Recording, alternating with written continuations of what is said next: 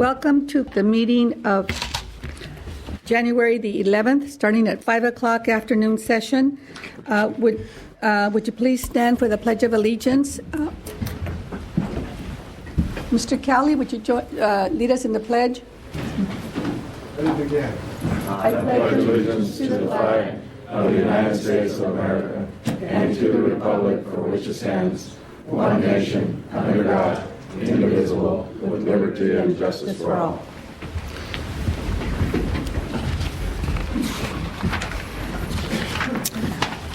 Mr. Garber, do we have any actions in closed session, action items to report? No, Madam President. Okay. May I have a motion for the approval of the agenda?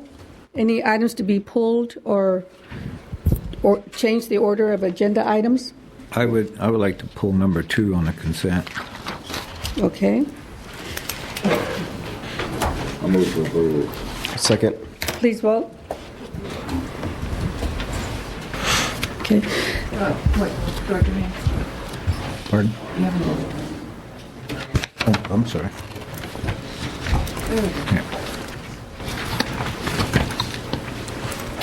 Okay. This is the time for public comments.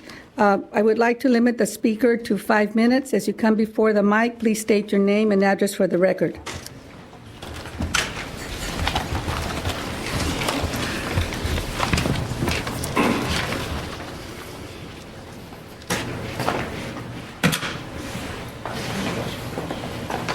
Do you want to inform him of your light system? Yeah, we have a new format where the yellow light will let you know when you're 4 minutes, and then the red light says 5 minutes, and then you're done. Thank you. You're welcome. Good evening. My name's Oscar Gonzalez. I live in Calexico, and I'm very happy. I feel better. I feel like a foreigner I feel like an American in a foreign country. I would like to talk just a few questions here. You know, when Dr. Brady was hired, he was hired on a 5-0 resolution. First question, would you pass these up, please? The first question I would like to ask for the record, how many 3-2 votes does it take to nullify a 5-0 resolution vote on district policies and procedure? You know, I really don't know the difference between a resolution and 3-2 vote or 5-0 resolution, and maybe the board does. 2, on December 22nd or 23rd, the IV Press reported that over 1,300 positions had been restored or funded over November 17th. 2010 budget presentation. Where will these funds go if said positions are not filled or vacated? Last question, number 3. How are the long-term debts to be serviced in contracts, loans, bonds, etc.? Also, how much does each unit owe? For example, 2011 total power, 2011 water, 2011 and central services, 2011, and a computation of those figures. The other thing that I wanted to just briefly mention, that Saturday I read it in the IV Press that Mr. Osias had indicated that because the QSA is under appeal, that the water transfer and specifically the environmental issues in which were not mitigated. And I remember Mike Morgan brought an eminent physical and cultural anthropologist during the water transfer, and Rudy Maldonado, may he rest in peace, Lloyd Allen, and I believe, I can't remember the third one.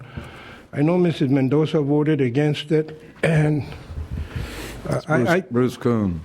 Oh, thank you, Bruce Kuhn. I'm getting old, you know. I have a slow mind. And, you know, I was in the Planning Commission 17 years in Calexico, and I know about those things. And I know that Mr. Osias is an attorney and very eminently qualified, but I'm not so sure that he knows exactly what he's talking about, specifically when it deals to that it's not going to have an adverse impact on farmers, you know. And that I question, and I hope he were here tonight so he could retort to what I'm articulating. Nevertheless, he's our attorney on these matters, but either the paper was misquoted or took it out of context, or I don't understand how to read and write English. Thank you very much. Thank you. Anyone else would like to speak to the board? If not, then we will move on to board member comments. Director Hanks? Just a follow-up to Mr. Gonzalez's statement. The articles, I agree with you, the articles were a little confusing. I thought there was some figures on the geothermal that dealt with the whole valley, not just with the IID resources. And then it was also confusing because the numbers that were shown, I believe, was actually the numbers of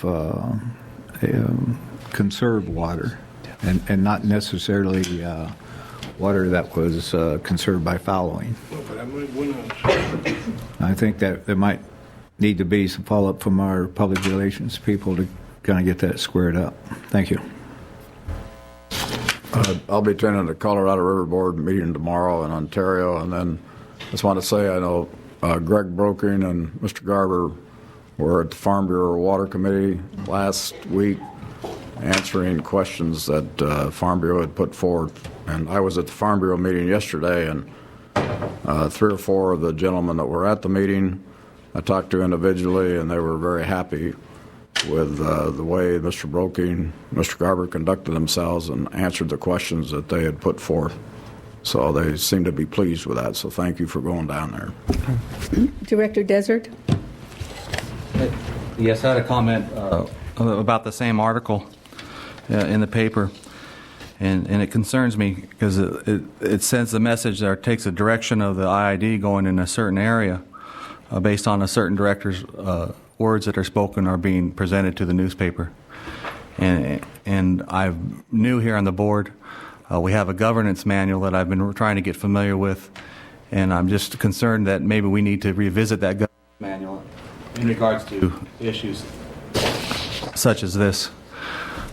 We revisited another policy in regards to how we set things on the agenda, and I'm just looking to talk out loud here with the board, see if there's anybody else that's interested in revisiting this governance manual as how the information is projected or sent out from this board.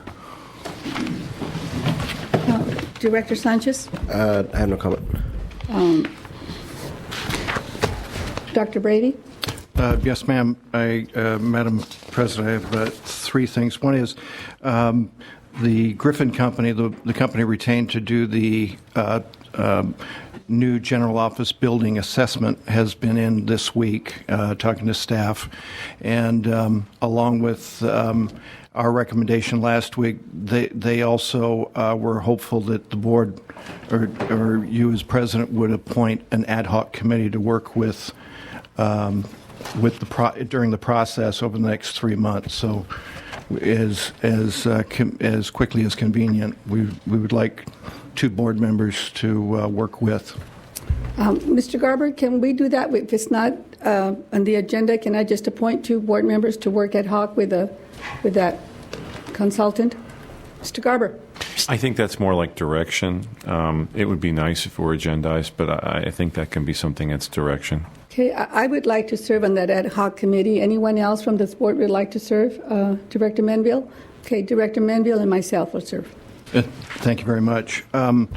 Also, you had requested, and we did talk about this somewhat in closed session to the degree it was applicable, for 2010 contracts, the general manager, that is me, initiated for the district, and there are 3 that I wanted to additionally mention in open session. and one was Valley Solutions for $149,000. That is the Dippy Duck program, or the Canal Safety Program. And since Mr. Kelly is part of the executive staff, and it's his under his purview, that's why I initiated that. As well, Dolly Mack, who's a as you know, a strategic planning consultant, a contract for $20,000, of which $9,400 was expended, and that was this summer's work. The consultants work with our senior staff and supervisors on strategic planning. And then lastly... Excuse me, for Ms. Mack, it was $20,000 for 2010? For 2010. There was a... I'm sorry, my 5 minutes No, has no, been, you keep on talking. I want answers. Sorry. Yes, okay, I don't have a limit. Okay. Wait, no, he doesn't. Yes, that was... What was it for, 29? Do you remember? I don't have that with me. I'll find that out. Wait, can you bring it back? Sure.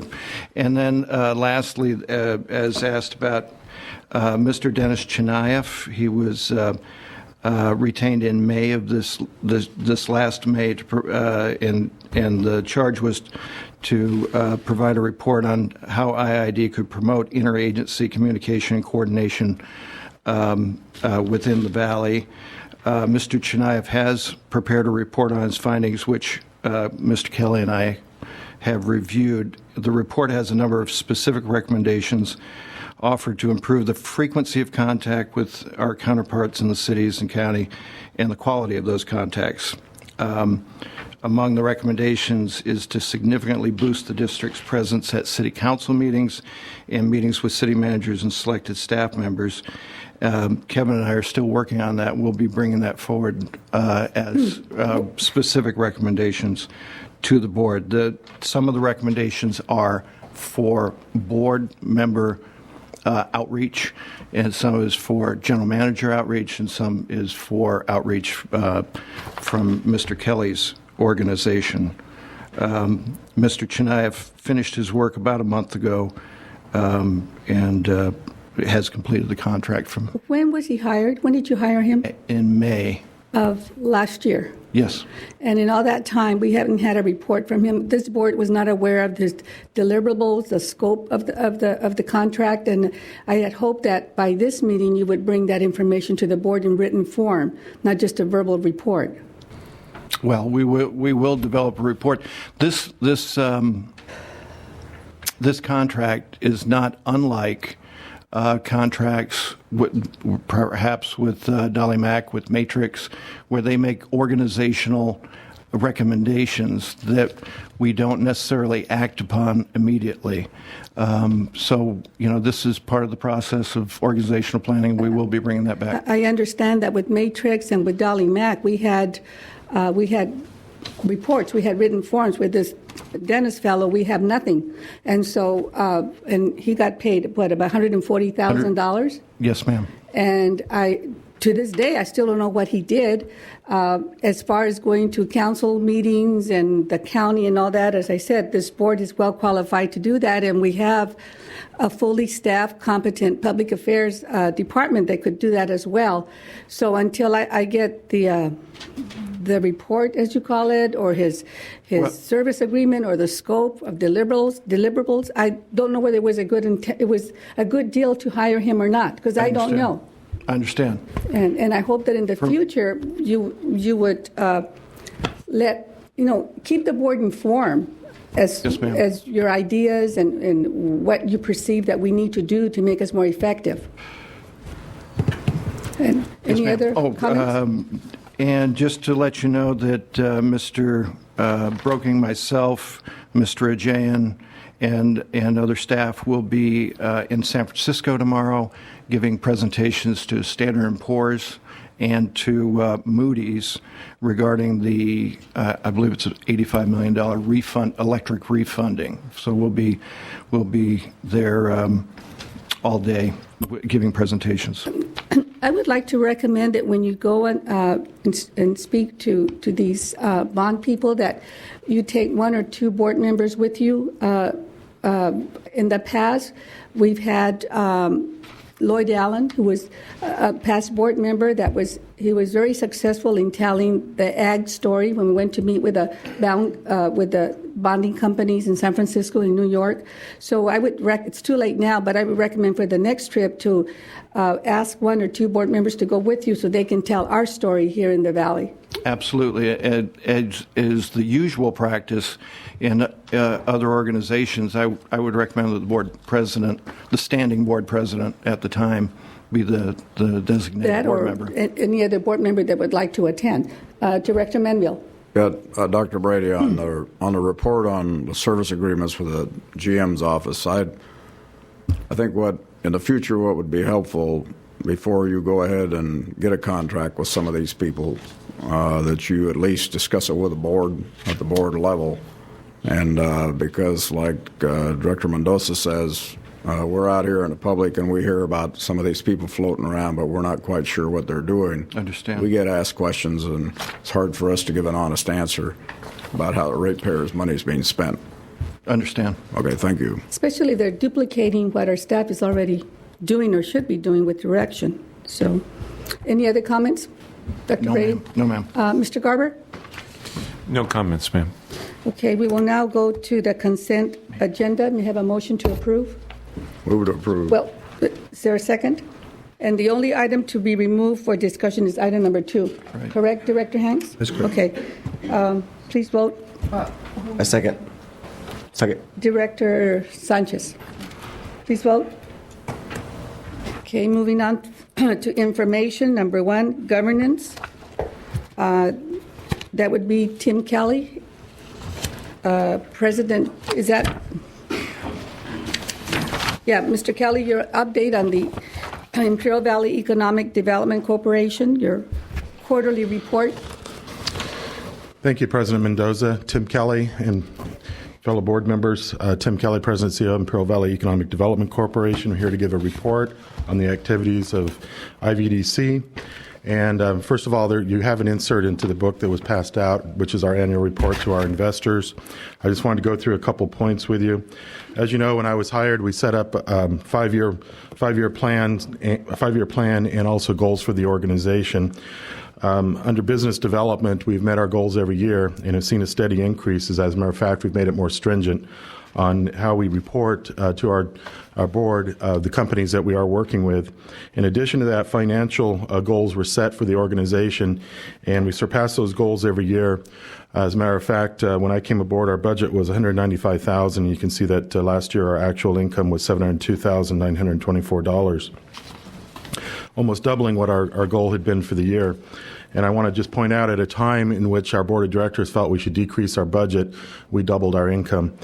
Also, investor relationships, our organization is made up of investors, and we have 112 investors as of October 1st of this last year. Since then, we've had about 10 new investors, so we're doing quite well when it comes to new organizations joining IVDC. In addition to that, we just recently had our annual meeting. About 270 people attended. We had a fantastic band that was there, led by Kevin Kelly.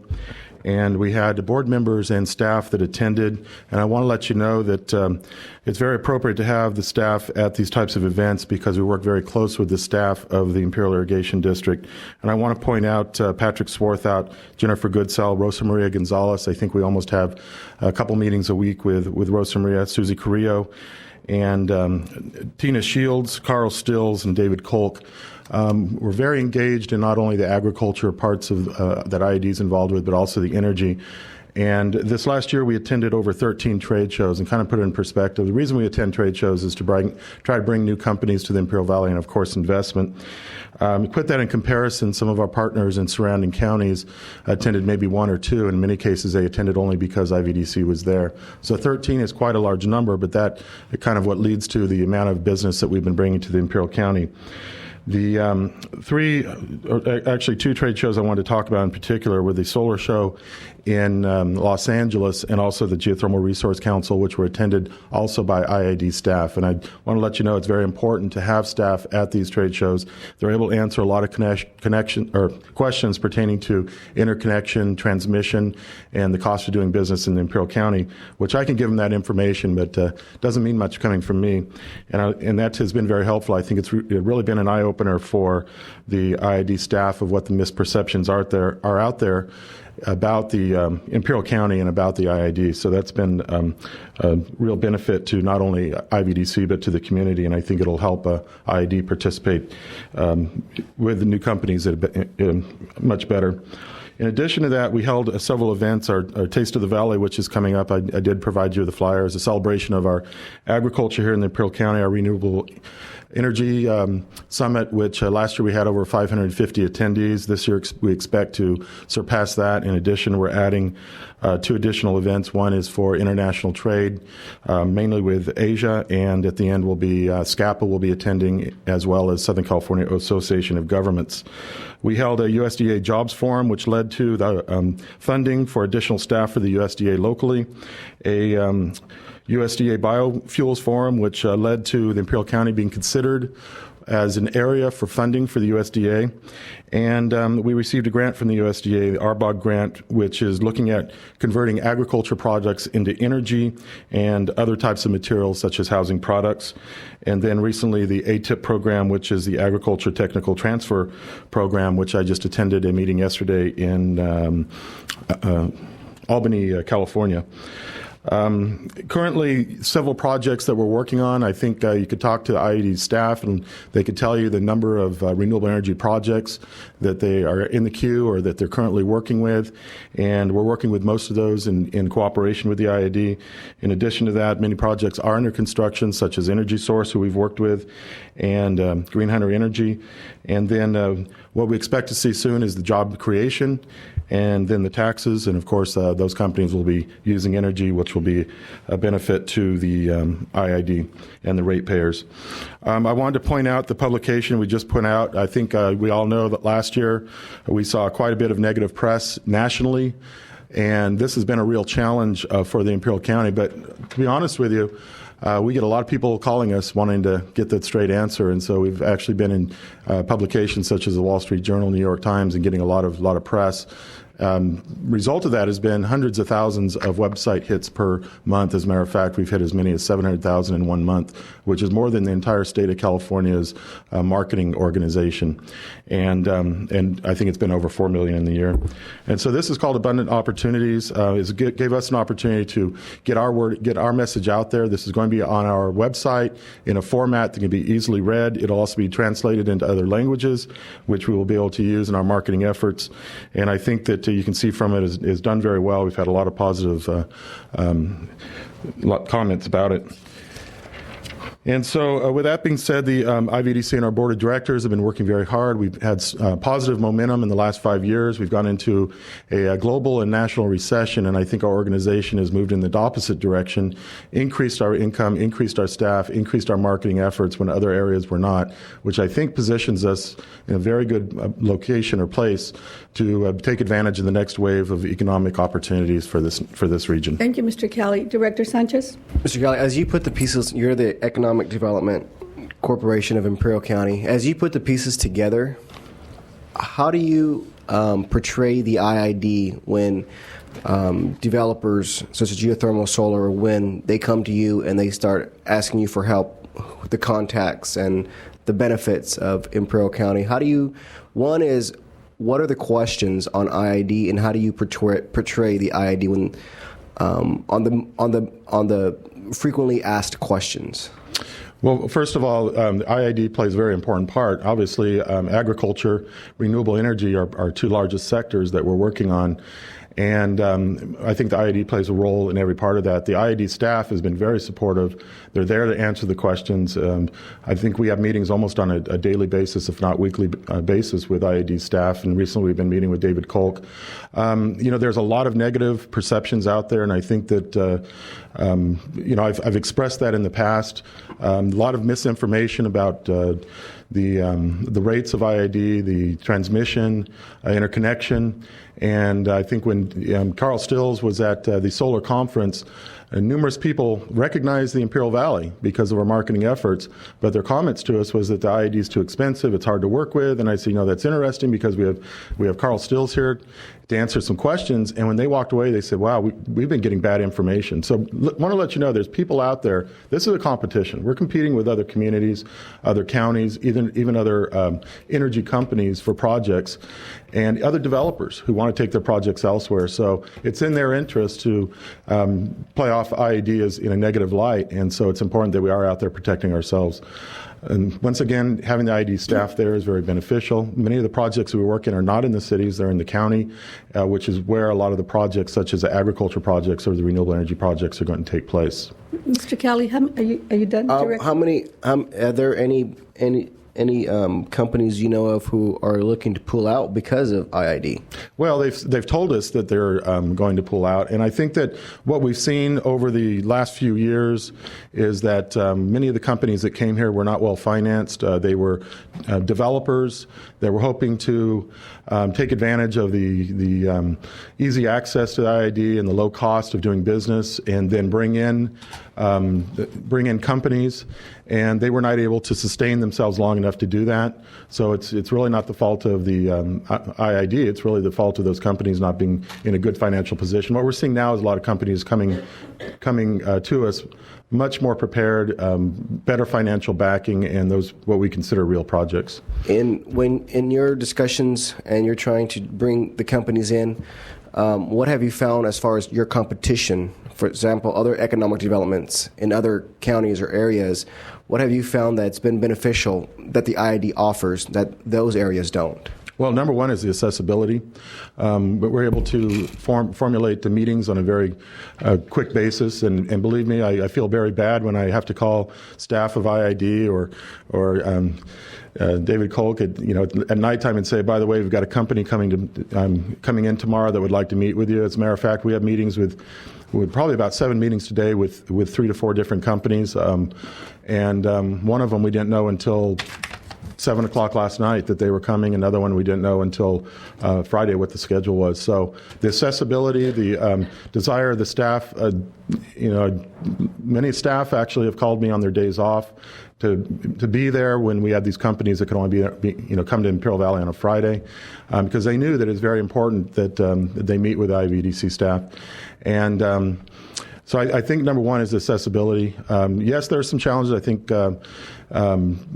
timing is definitely the issue. I think that the IID moves very quickly, but it's never going to be quick enough for the private sector.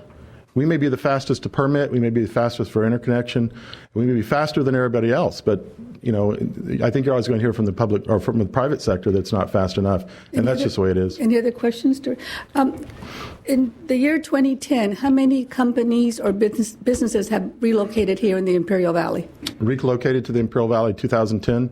Or new businesses started because of your organization? Well, probably about a half a dozen. You got to remember, we set a 5-year plan, and every year we met that plan. We brought the companies here, and that's what our role is. About 6 last year? And I would say that we're not in the business of permitting. I could tell you how many we lost because we weren't able to, different issues that occur that are just completely out of our control. Permitting or because of the county? Well, not necessarily. I mean, it's definitely timing. It's definitely a lot of these companies financially.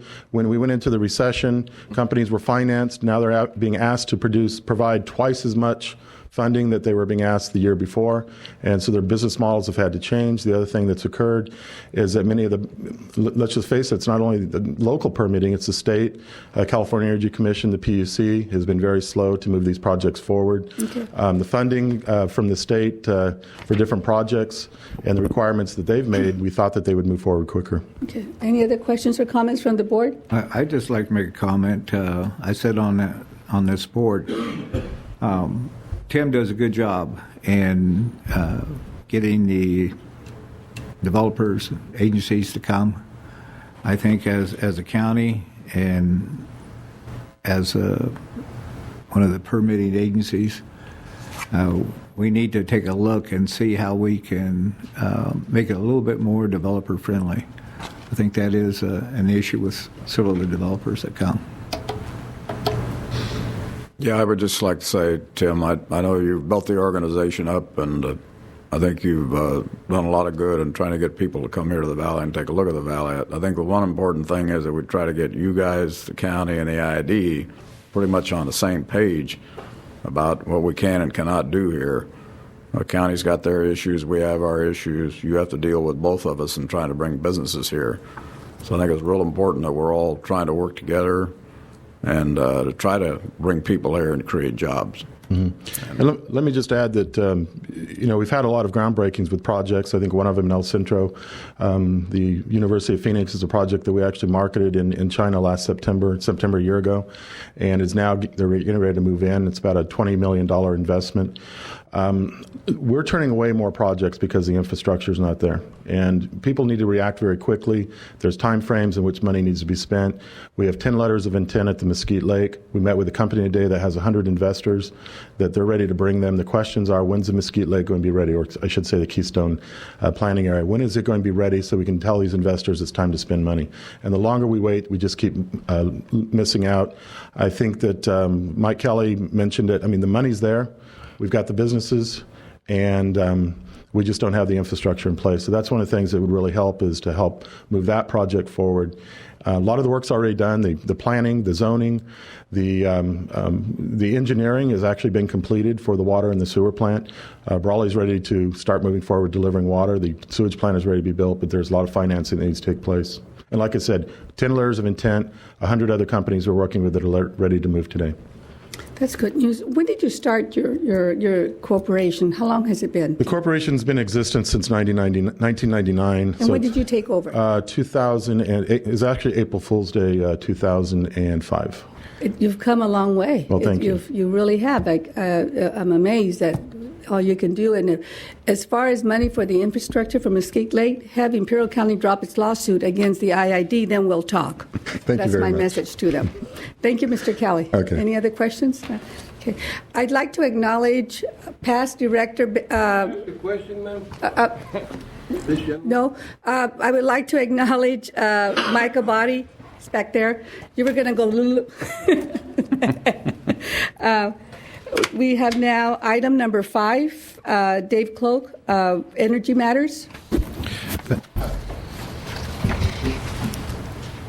Thank you, Mrs. President. Ms. President, I have 3 items.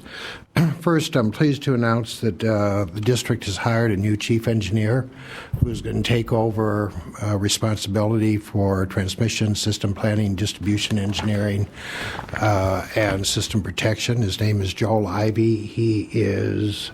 Is he here? No. There he is. Oh, there he is. Yeah. Welcome. Would you like to come forward and say a few words about yourself? Very few words. Well, that's a welcome. Turn on the light, Gloria. Thank you very much. I'm really pleased to be here. My name is Joel Ivy. I came from New Mexico via Texas originally. I've got about 26 years in the utility industry and took an early retirement opportunity with the Public Service Company in New Mexico, and just proud to be here, ready to go to work. Well, welcome. Welcome. Thank you. And if you need help understanding him, Mr. Henrik Ostowski is ready to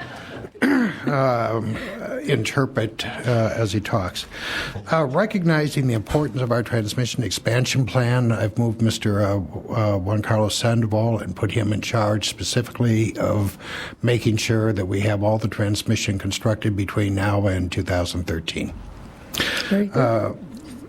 Finally, as you know, we took applications for the photovoltaic program over the January 1st, 2nd time frame.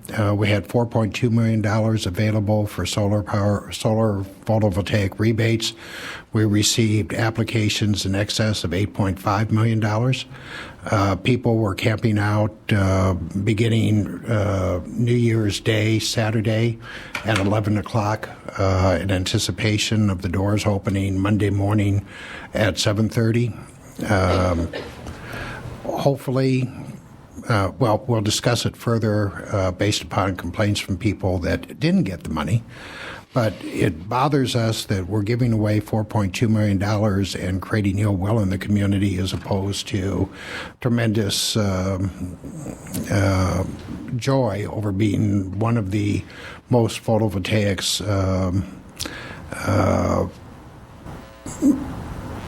suppliers of photovoltaic energy in the United States. So we'll be bringing that to the board as we try to define our 2012 process going forward. Okay.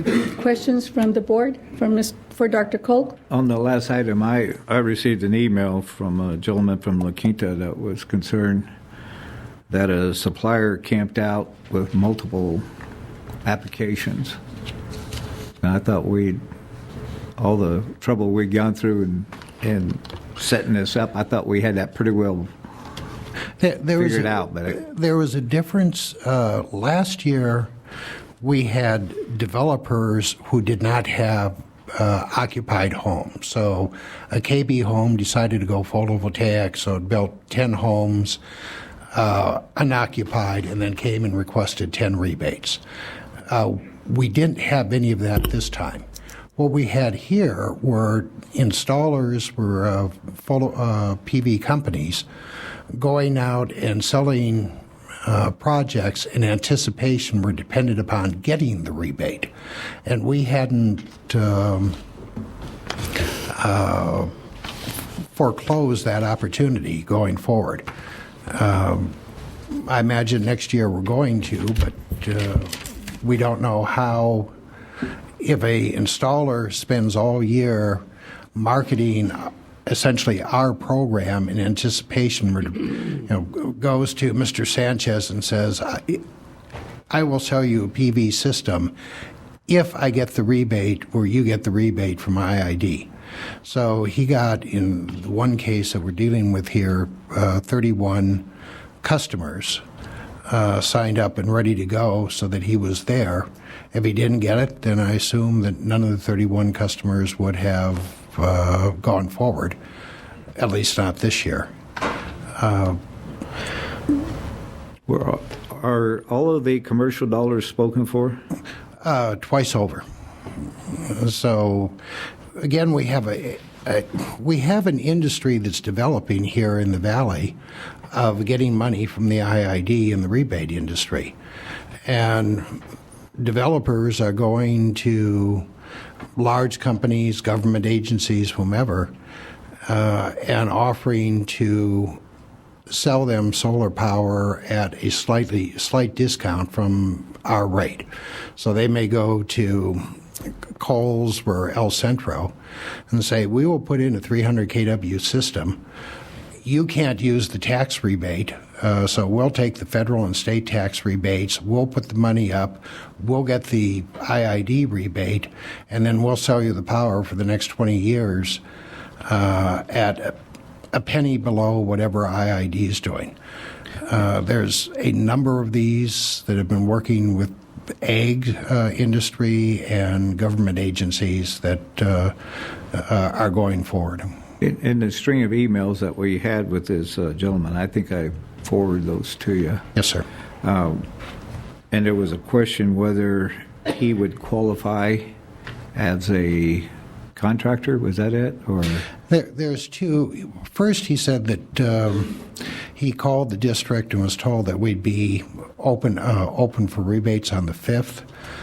We finally tracked down the call, and he called our rebate center, not operated by the district, but by Cypress, our rebate processor. He called them on the 4th. So even if he had shown up on the district on the 3rd when we opened up, if he had shown up on the district on the 3rd, I don't know where he'd been in the process. Second, he intends to install the PV system himself. We discourage that. We require a licensed contractor to make sure that he's going to have to go through our process, which is to make sure that the system is safe. And third, the system is over-designed for his house based upon the information that he provided in terms of how large the system, and his system load. So there are some issues. I have not talked with him. Well, I've talked to him in that he called to complain. I have not talked to him about any of the specifics because I didn't know the specifics when he called.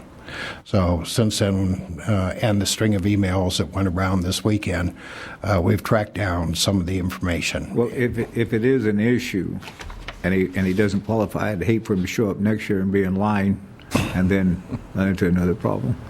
Yes, sir. We are going to contact him and get this straightened out. In the emails, some of the board members suggested that we do this up in La Quinta next time, and that's what we're targeting.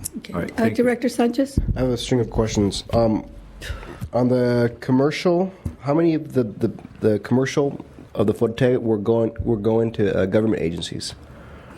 I don't have the list in front of me. I believe there were 2, and there's one that we are having problems with. It's a project that is right on the Edison IID border. Edison has funded about 60% of it, and they came to us late in December and said, we want 40% of it, but... Talking about government or private? It's a government complex, I believe. Was it half and half? Do you know, as far as? I believe there's 3 buildings on Edison's side and 2 buildings on our side, but they didn't tell us about it until so late in the process that there was nothing that we could do about it. Well, I mean, as far as the commercial dollars for photovoltaic, how much of it went to private and how much of it went to government? I believe there was... Can I get back to you on that? Okay. I don't... On the 31 homes that a contractor, I think probably we have to revisit that and maybe limit it to a contractor of 5 homes. That way you have more contractors opening up businesses and we give them... there's different, I think, and there's always going to be loopholes. My question is that this contractor... I'm sure this contractor had to anticipate that whether this was going to be allowed. It was not. It was not unallowed. By that, unallowed. I'm not even sure that's a word. We anticipated marketing. I mean, if you're marketing cars or anything else, you're going to market taking into account all the advantages that you have to lower the cost. This specific developer will help make one of our Indian tribes the first. We will have the first solar city, and we will have the first solar reservation as a result of this. So I don't know. I am quite willing to change the rules to meet the next board. year, if we say we limit to 5 homes per contractor, make sure we start closing up loopholes like opening up new companies under the same family name or et cetera, et cetera. Now, if those 31 homes, there's a good chance that maybe 5 may drop out. Are you going to allow them to go look for 5 more homes, or are you going to go succession in line? No, it goes through line now. Through line, okay. So, and there are many homes. There was a change this year in the state law. In the past, anybody could put a PV system up and get a rebate from us. This year, the state recognized that most people are better off spending $20,000 or $25,000 weatherizing their home, replacing single pane windows with dual or triple pane windows, increasing the insulation, doing other energy efficiency activities. And the state is requiring us to audit each home before approving a solar project to make sure that the home meets minimum energy standards. But if the contractor loses 5 customers and they don't want, because they don't have the money anymore, it's going to be the next person who was in line. That's correct. He's not going to have 10 days to go out and look for 5 customers. No, How many solar panels were given to El Centro in this area? Is there still not a market for that, or out here? This year we Or how about the government agencies Historically, here? it has been very much, I would say 85, 90% tilted in favor of El Centro, of Coachella. This year, it was almost 60-40 with a lot of photovoltaic work in the... Any government agencies out here? I believe there was one. Can I give you that at the next board meeting? Thank you, Dr. Cole. You're done with your report? Yes, ma'am. Thank you. Or you don't?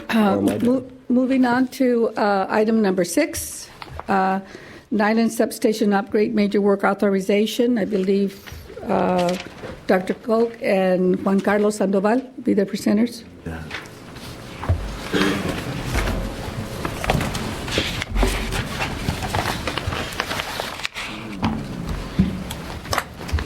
Mr. President, I'd like to propose or introduce the major work order for the Nyland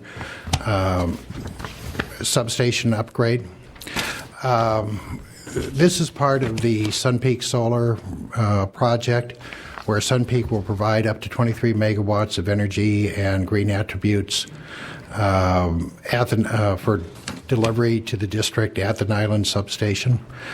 Because Sun Peak requested interconnection, or we requested they interconnect at that point, it's necessary to upgrade the system.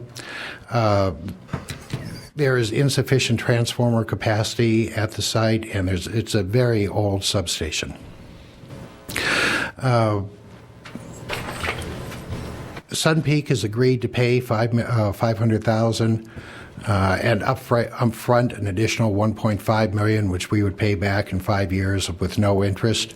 We would pay 100% of the project costs in excess of $2 million. The cost itself is going to be about $4.5 million. One of the questions that I've received is, are we using all of our existing inventory to meet this substation? And the answer to that is yes. We have the transformer and the breakers are part of our system. We're part of our inventory. We'll be using these in the project, so we'll be dragging them out of inventory, but the total cost is still going to be the $4.4 million, and we hope to have it available by May 31st of this year. Okay. Comments or questions from this board? Go ahead. If Sun Peak hadn't been involved in this with our solar project, you still had this on the menu for getting substation upgraded there? Nyland is a very inefficient substation. It would have had to been upgraded, or portions of it would have been upgraded as part of our transmission expansion plan, yes. But Nyland really is one of our worst substations. Okay, and then the $500,000, I know they're putting up $1.5 million and they're getting it back. You're not paying them any interest over 5 years, but the $500,000 they're putting into the project, is that a fair amount that they're putting in for what they're doing there with the solar project? It's a negotiated amount. I believe it's fair. Okay. Okay. Director Desert? Yeah, that same kind of a question. The new Nyland peaker plant that was finished up there is in the same proximity as where we're talking about these upgrades are going to take place? It's the same proximity, but it's a different substation. In effect, what you're doing is, this is a distribution substation that we go from the transmission lines down to distribution. Sun Peak is interconnecting at the distribution substation.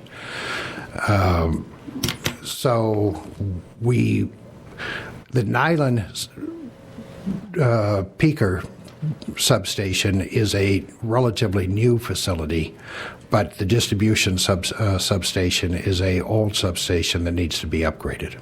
Is it just a substation, or is there transmission also involved? This is distribution. So this will take the power from Sun Peak, convert it into our distribution system, and then feed the distribution customers in that area. Any other questions? Okay, thank you. Very familiar with the substation up there, and the people in Island will thank you. That's it? Okay. So come back next week.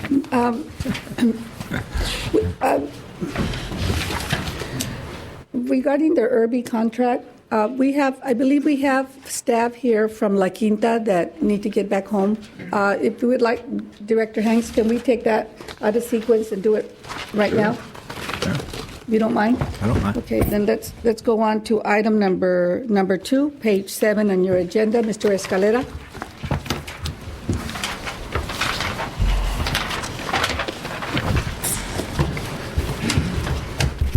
Madam President, is a consent. I mean, I can go over my presentation. I'm here to answer any questions that Director Hanks may have. Yeah, I just, couple of them. Again, I wanted to ask you, was Irby the low bidder? Yes. Okay. And I'd asked the question before, well, I didn't ask the question, but you had mentioned that Irby was the only one with the certification for rubber gloves. For 34.5, yes. Okay. Was that a requirement? It was a requirement of the RFP, yes. Okay. You might want to check that because I think there was others that qualified or... Well, the other qualifying contractor was Hinkle & McCoy, and they're certified only to 20,000 kV, as we're only certified to, I believe, 13. But we can certainly check that, Director Hanks. Okay.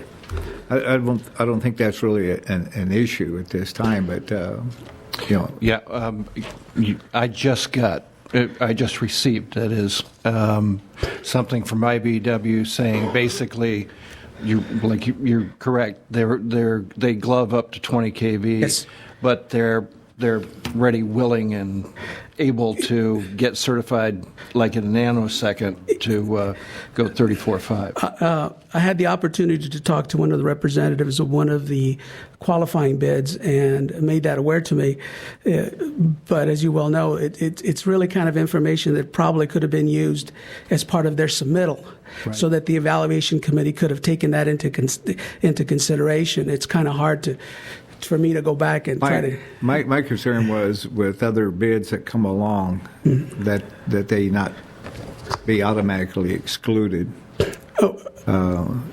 with the understanding that, or the comprehension that they are not qualified to do the rubber glove. And I don't believe they were necessarily disqualified. I think what it was is they were dinged a couple of points for not having that particular thing. So there was nobody that was disqualified for not having the rubber gloving. But it was it was just one of those exceptions. I'm not privy to the scores, but typically what we would do is, they would ding them a couple of points, and hopefully they would maybe be able to make it up somewhere else. But the two bids from the little bit that I bids were so close that even those 2 points would have been made a difference. But at the urging of Madam President, we are reviewing the value of that 34.5, not so much because of this contract, but if it's to that value, maybe it's something that our own resources should have that variance. Yeah. Do we have any representatives from Irby here tonight? I believe we have Pat, who is the is their superintendent on site. I'd just like to relay a message to him and appreciate the contributions they made to the different communities, particularly the youth facilities, the volunteer work that's been done. And with that, I'll make a motion to approve the contract. Is there a second? Second. Any further discussion? Yeah, I just want to say that I know Irby's been around with the IID for a long time. I see them working every day. They do good work. They get the job done on time. I think that's important to the IID, that they have a good work product and they get the job done. So, thank you. Director Desert? Yeah, when we talked about this at the information item, Mario, there was the top 3 bidders were Wilson, Irby, and Hinkle & McCoy. And in fact, you're saying that Irby is the low bidder on this? Yeah, once everything was apples to apples, they were within about 10 cents lower than the other rate. There's a number of rates in there, but when you kind of add everything up, actually Irby was the low bidder by about, I believe it was 10 cents. 10 cents an hour. An hour. Because it's based on the journeyman hour, basically. Yeah, pretty close. Any other discussion? If not, please vote. Okay. Yes. Do we have any comments from contract people? I just brought her just in case You better for let reinforcement. You better let her speak then. Good evening, Lori Franks, Contract Administrator for the district. Just for clarification, on solicitations, it's based on an evaluation criteria. The vendors are notified the criteria and the weight structure in the solicitation, which is downloaded. The members vote on it, and it's a cumulative score that's added together. Price is only one factor of that. Their experience, their safety records, the exceptions that they take, the terms and conditions, it's all considered. Based on that, I can tell you what the criteria was, and I can tell you what the point structure of the general template that went out, so that you'll be understood. I just wanted some clarification, mainly because I think there's going to be quite a bit of work coming up, and these Right. people will all be bidding, and I wanted to make sure that there wasn't exclusions because of Correct. No representation there. vendor in this solicitation was deemed unresponsive. They were all evaluated according to the specifications that went out, their qualifications, their certifications, and their experience. Okay, thank you. That's it. Welcome. Thank you so much. Moving on to item number 7. Better vote. Oh, we voted already. Voted. We already voted. We voted already. You guys, we had discussion after the vote, which I will not allow next time. All right. Discuss it before we vote. Item number 7, page 27, Mr. Escalera. Thank you, Madam President. In the IID, in order to maintain our line clearance of over 3,400 distribution lines and over 1,600 transmission lines, we went out and requested an RFP for a vegetation management and line clearance service. After the RFPs were reviewed and evaluated by our evaluation committee, whose members include Mr. Carlton King, Assistant Manager of CNM, Al Miner, General Superintendent of Construction, Jesus Neves, Process Improvement, and we had, of course, Melissa Jimenez from Contracts Administrations. They are recommending, and we are recommending, that the service agreement for $3.3 million annually for a total of $9.9 million for a 3-year contract be awarded for aspen tree trimming service. Mr. Escalera, how many RFPs were responded? How many did you get back? 2. 2? Yes. Was it a 10-cent difference also? No, this was considerably different. And your recommendation is to Yes. go with Aspen? And Yes, it is. It'll come back on the 18th? Yes, ma'am. Okay, good. Moving on. Thank you. Oh, do you have a question? Okay. Go on. I missed it. I'm sorry. Lakers are playing tonight. Thank you, Mario. Thank you. No, you have a question. Oh, I'm Later. sorry. Mr. Escalera, with the compliance issues, and vegetation always being a big concern, are we going to have close supervision so all of these criteria that we've been concerned about are met? Exactly. 2 things just to reinforce your question, Director Hanks. If you'll notice, this actually service agreement went up a little bit. It's one of the few service agreements that actually shows an increase. Primarily, we've included much more transmission clearance, particularly because of the regulatory requirements. And these, the 3 fellows that we have that take care of these contracts for us report directly to me, so that they have it's to identify the criticalness of their job. So instead of being down in the bowels of the IID, they actually report to me. Yeah, because FERC and WEC, they require them to have a vegetation management program. Yes, So it's- you're aware of that, and it's it- updated, and you check it and all that. I meet with them every 2 weeks. Okay. Director Hanks, any other questions? That's it. Thank you. Okay. Any board members? Not? Bring it back on the 18th. Thank you, ma'am. Thank you, sir. Moving on to number 8, page 31. Mr. Ross, Water Department, General Matters. General Matters, yes. I only have one. I'd like to ask Assistant Manager Mike Pacheco to come up and give you just an update on the Vail Canal Users Meeting that he'd orchestrated. And I think we had a couple of directors attend it last week. And I'd like Mike to just report back to the board the outcome of that meeting. Good evening. I'm fighting a cold, so if you can bear with me. Yeah, last Thursday we met with our water users on the Vail Canal system. We had about 12 water users show up and ask various questions on the passing issues that we've had on the automation, and then the future next month on the automation going on for next month, which is going to have a 5-day outage to complete that system. Various questions. We had Carlos Villalon from SCADA and Hector Mendez present there, and they pretty much answered all the questions concerning the problems and issues we've had in the past. So if you have any questions. Yeah, I do. I attended that meeting. One of the questions asked was why can't we use Rubicon's technology, or to use their I know they have Motorola. Why can't we use them? Why is it not compatible to our SCADA? And why can't we? What is the issue there?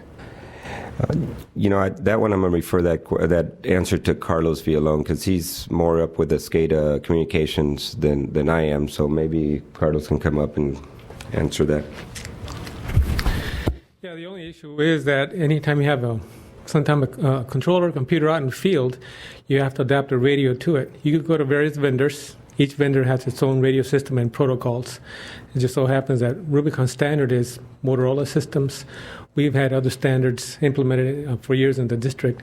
So all we have to do is get the proper protocol, get our radio, hook them up, and the system works. It's not an incompatibility. Well, what would it take to, would it be possible for Rubicon to restructure our SCADA program if they were able to pay for that? We could use their Motorola? Well, that's part of the program that's coming up under the system control to reevaluate the communication systems for the water department, but also for the power department, and see if we can come up with some more robust system, this next generation of communication systems which are available now and will allow us to grow. So we don't consider Rubicon a communications expert.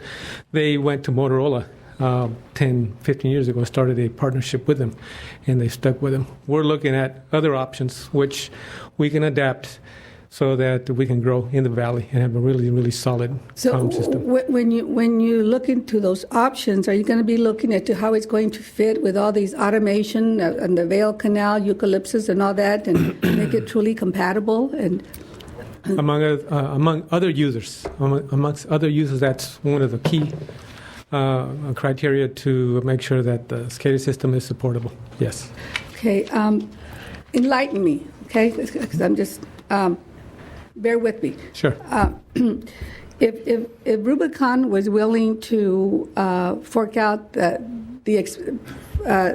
funds to make our SCADA or part of it compatible to their Motorola for their Rubicon gates, would that be something that the district could look into? Or does it make sense? When we set up the spec for the communication system, I'm sure a Motorola vendor will probably be bidding for it. And when is that going to be? Sometime the first part of this year, before the June, July, I would expect spec to be developed and possibly be ready to go out. Okay. Because some of the issues that they talked about in this meeting was that the sensors going off and all this, and so it's important to me as a director that we work together and somehow we get the system working so that all these imperfections are no longer there or they're minimized. Yeah, both the energy and water departments have previous generation communication systems which have to be replaced. We're overdue for replacement.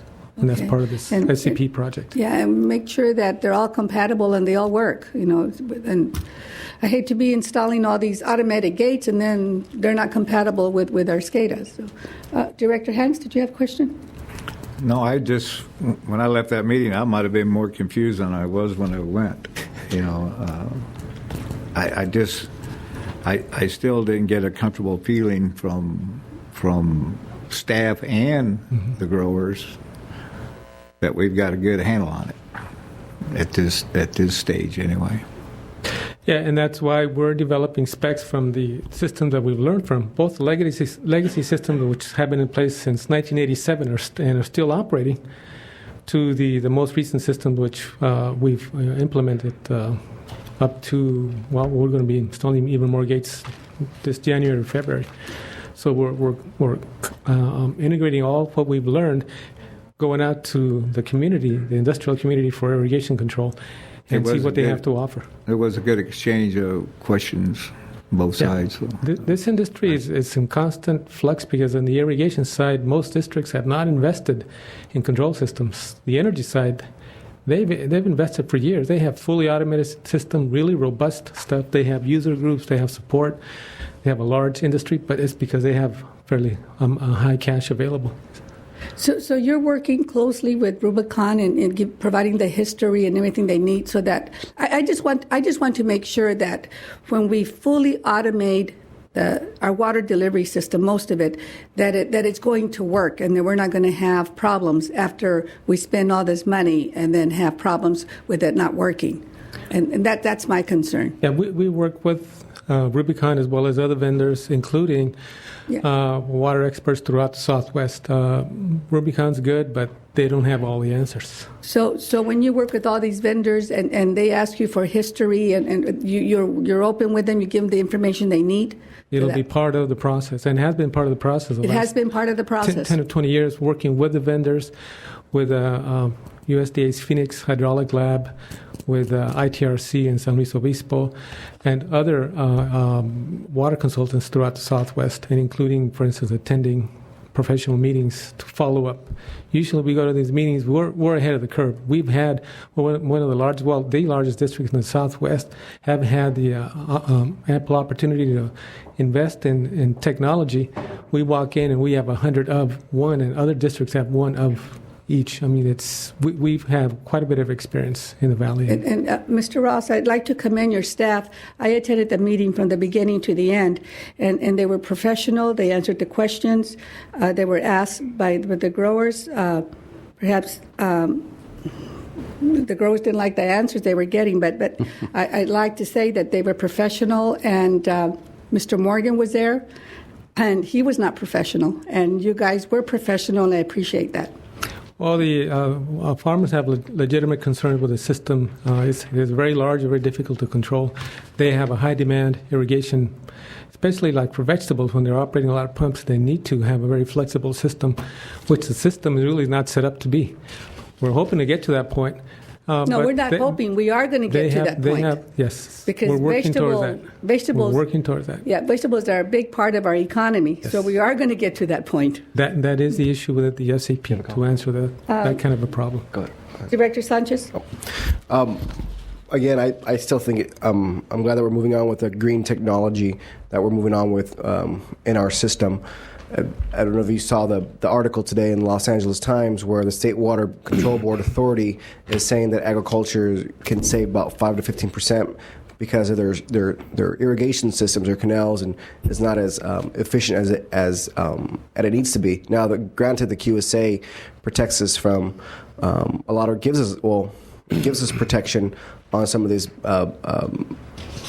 items that if the state were to hand down some new type of legislation, that we somewhat be protected, but we're not going to be protected forever, because as soon as the term runs out of our contract, then we're going to probably be subject to the rules as everyone else. And which is why I continue to say that the gates are a good thing. It's green technology. You help conserve, protect our, it gives more flexibility on the system for our customers who want water at specific times, places to store it. So I think we live in a state where green technology is going to be rapidly developed faster than in the rest of the country, where it's going to be a requirement, and I'd rather have San Diego through the QSA pay for it than the future generations of landowners or farmers pay for it. Director Menville. Yeah, Carlos, but I know you've had troubles up there on the Vale because of Water Conservation and Farm Bureau.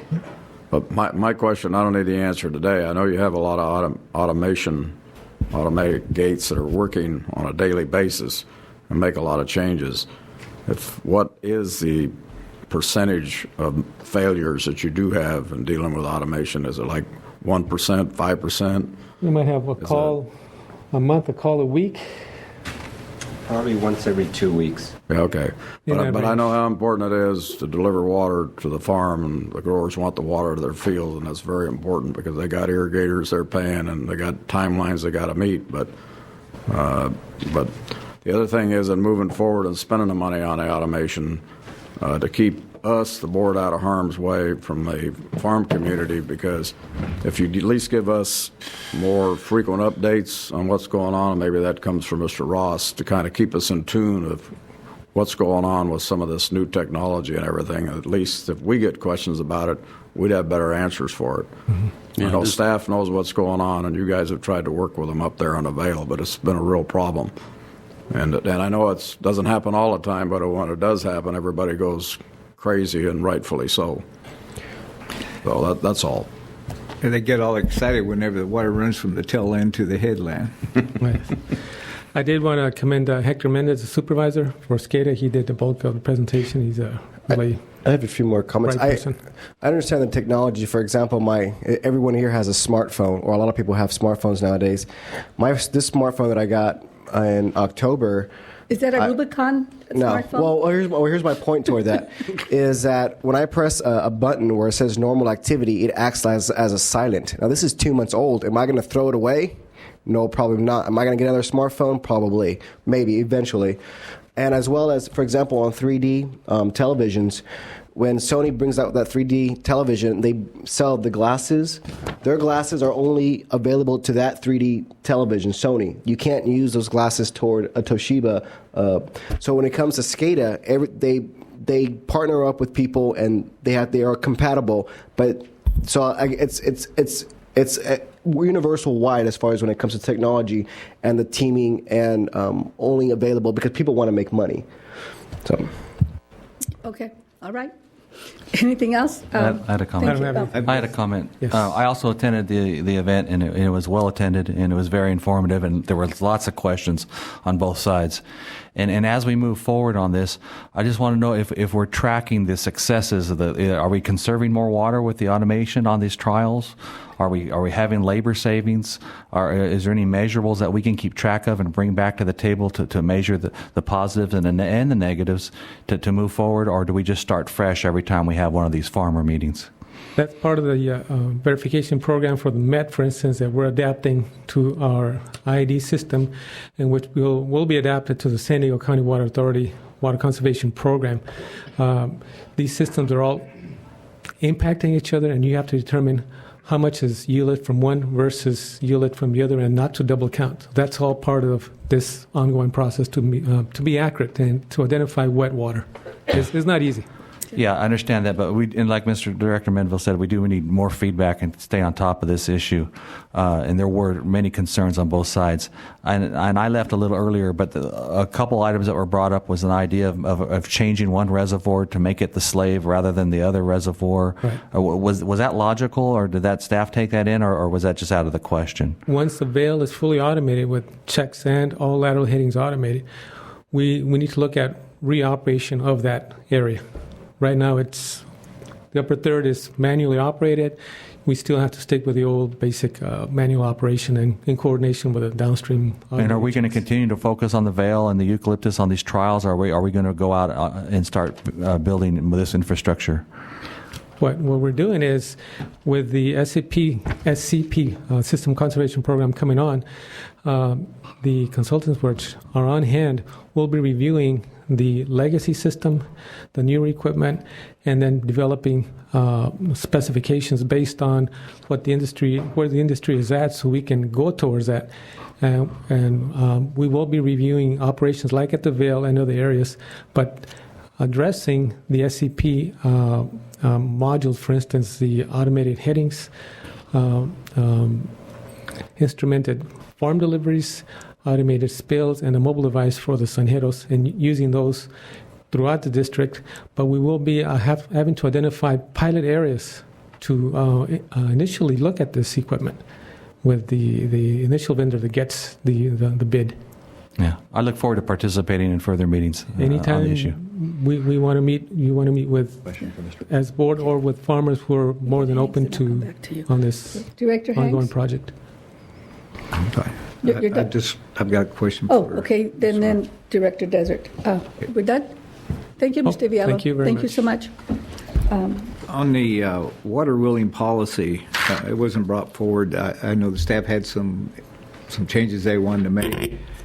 When that comes forward, will that become to us as informational again so we can have a chance to look at it and respond to it? If that's what you want me to do, sure. Yeah. Okay, because if it's going to change Well, what you asked me to do is bring it back as a red line. I would think if the changes are really minor, you're probably going to be in a position to take action, but that's your call. We might want to add to it.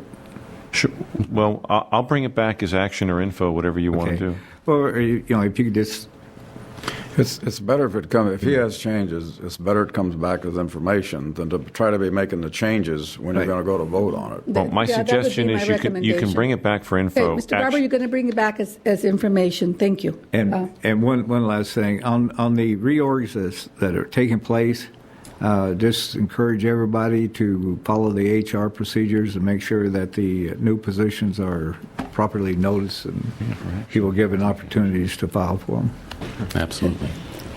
Director Desert? Yeah, I had a question for Mr. Ross. On the Rositas emergency that occurred, we had a report last week that the cost estimates were somewhere around $600,000. I want to know if there was an update on that. And I also want to know what the original cost estimates were on that Rositas Canal. Go ahead. I'm not real familiar with, I'm trying to remember the information I saw being passed through emails, but I believe that it was reported to the board that the original estimate was somewhere over $700,000, and that Mr. Escobar last week sent a note saying that the tallies came in and it was just a little over 600, maybe 650,000. Yeah, no, I heard the report, and it struck me as strange during the week. And it's great that the state's picking that up, that emergency. But if it was originally estimated at $700,000 plus dollars, and they had 3 contractors out there working 24 hours a day in 3 different shifts, it doesn't seem like that would have been part of the original estimate. You follow me what I'm saying here? No. You're saying that the original estimate for the Rositas emergency repair was $750,000. The people who went on site to do their evaluation, and again, it's, they have the experience in managing that kind of work, but they look at it and they say, okay, our best guess is it's going to be that much. And so that's what we moved forward with, was that 770,000. I don't remember the number exactly. So the original estimate of $750,000 included the 24-hour, round-the-clock, 3 different contractors working in Havens, bringing in over 5,000 yards of dirt. That was all part of the original estimate? It was very clear to the people who showed up that we had a window of less than a week to get the work done. And I'm sure they understood that meant that they were going to be using their forces to manage a 24-hour shift. Yes. Thank you. I think the problem was the confusion is when the damage was first reported, it was about 30 feet. Yeah, it was considered a problem, and then once the canal was dry, then they realized it was a much bigger problem. Yeah, the original activity from the storm damage in September was visibly identified about 150 feet, and then. As you said, after it was dried up and they started doing some work, it became 1,500. Yeah, I'm asking the original budget. They said it was $750,000 for 30 feet. No, the original estimate for the 150 was not the 700,000. The 700,000 came in after they went on site and saw that the extent of the damage was going to be 1,500 feet. Okay, now we're on the same page. Thank you. Okay, Director Hanks, you made a comment about the reorganization of the Water Department, that making sure that the positions are posted. Mr. DeVoy, is that being done? Director Hanks had a question, and I didn't hear an answer. Yes, ma'am. They are? As far as I know, yes. And so they're open for all internal, for all employees to bid on those positions? Absolutely. Yes. Okay. Thank you. All right. Any other questions or comments from Mr. Ross? If not, we'll move on to item number 9, page 32. Broken. Energy cost adjustment presentation. Mr. Broking? Good evening.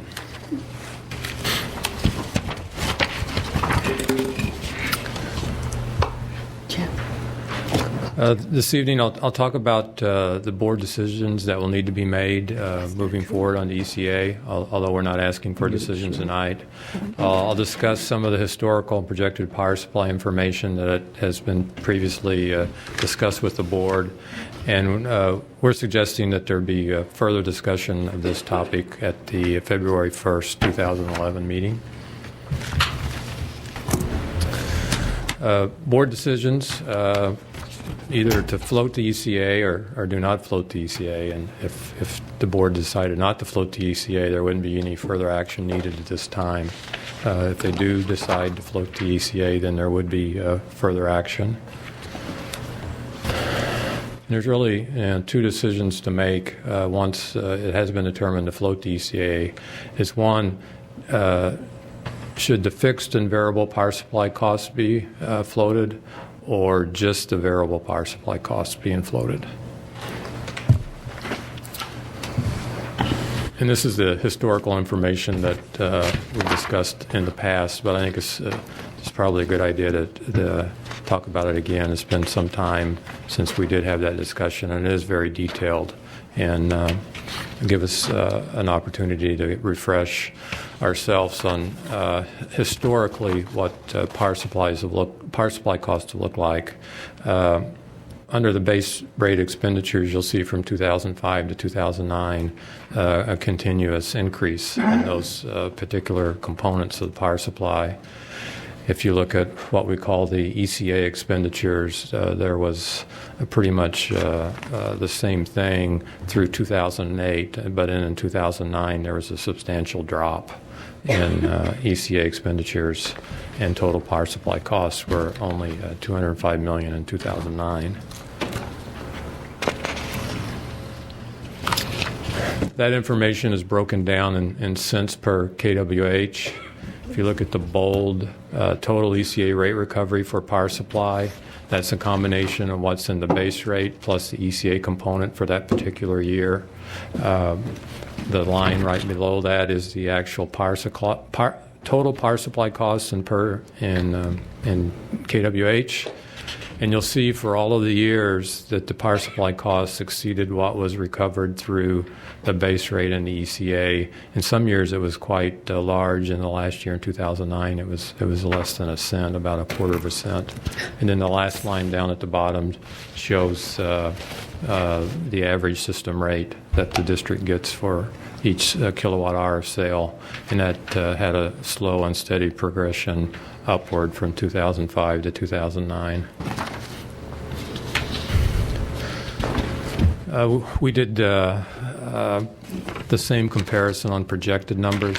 These numbers haven't been updated since our last presentation, so we're in the process of finalizing 2010, but these were the numbers that were presented a few months ago. In this particular case, it is a little different. The base rate expenditures previously had been increasing, but we're projecting them to decrease between 2010 to 2014 by about $10 million. Although the ECA expenditures, we're expecting to do the opposite and continue to increase substantially, almost a 50% increase from 2010 to 2014.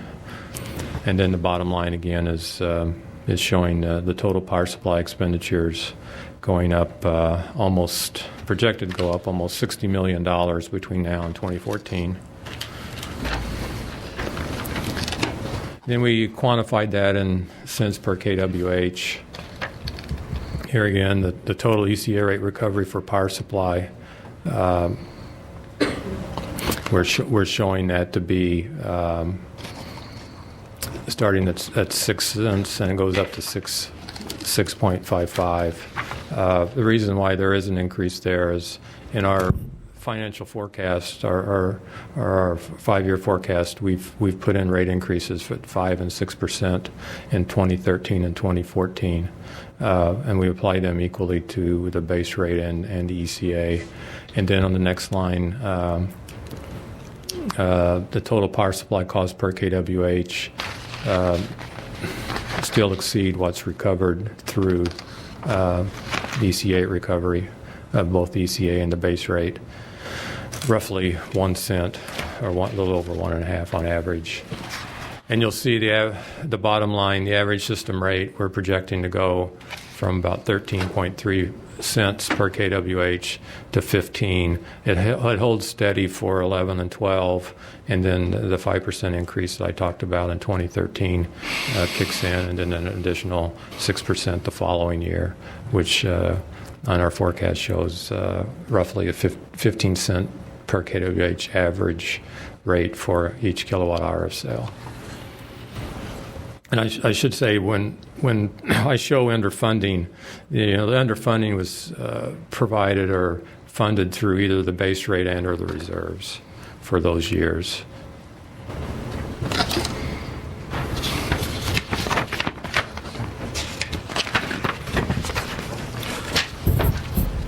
So here are some of the base and ECA rate structuring options that we've come up with and want to throw out for discussion or consideration. One is that you could put all your power supply costs in the ECA rate. That would be what we consider fixed or capacity and the variable cost. And then if you did that, then you would adjust the base rate accordingly. And all these changes, the total rate doesn't change. When I say the total rate, the average system rate wouldn't change, but the individual components, whether it was in your base or your ECA, would change. Then another option would be the variable power supply cost in ECA, just the variable, not the fixed, and then the base rate would be adjusted accordingly for that. And then you can present it a couple of different ways. You could not make a change to your current rates, but you would have to set or make a determination whether you wanted to adjust that rate on just the variable cost or all the power supply costs. And then another option would be putting all your costs in the base rate, zero starting off at the ECA, reset the ECA rate at 0, and then float that based on whether you put the variable power supply cost that you want to float or whether you want to float variable and fixed. Greg, I just have a quick question. Mm-hmm. On the base rate expenditures, you have capacity premiums and falling water charge. Mm-hmm. Is that what you're talking about? Does that include the manpower and benefits? Those are included in our base rate, but I'm talking about power supply costs that are covered through the base rate. So there's more than base rate costs. When you say float variable power supply costs only and not float fixed, are you saying not to float the capacity premiums and falling water charge? Yes, that would be one option. You're not saying don't float the fixed, such as manpower benefits. That's a separate. Right. I'm not suggesting to float those costs. That would be covered through base rate actions. That's what it's called, base rate actions? A base rate hearing, yes. And then the base rate expenditures is the capacity premiums and falling water charge? They are included in the base rate. And it'll be clear when I get towards the end. I have an example of a typical residential rate.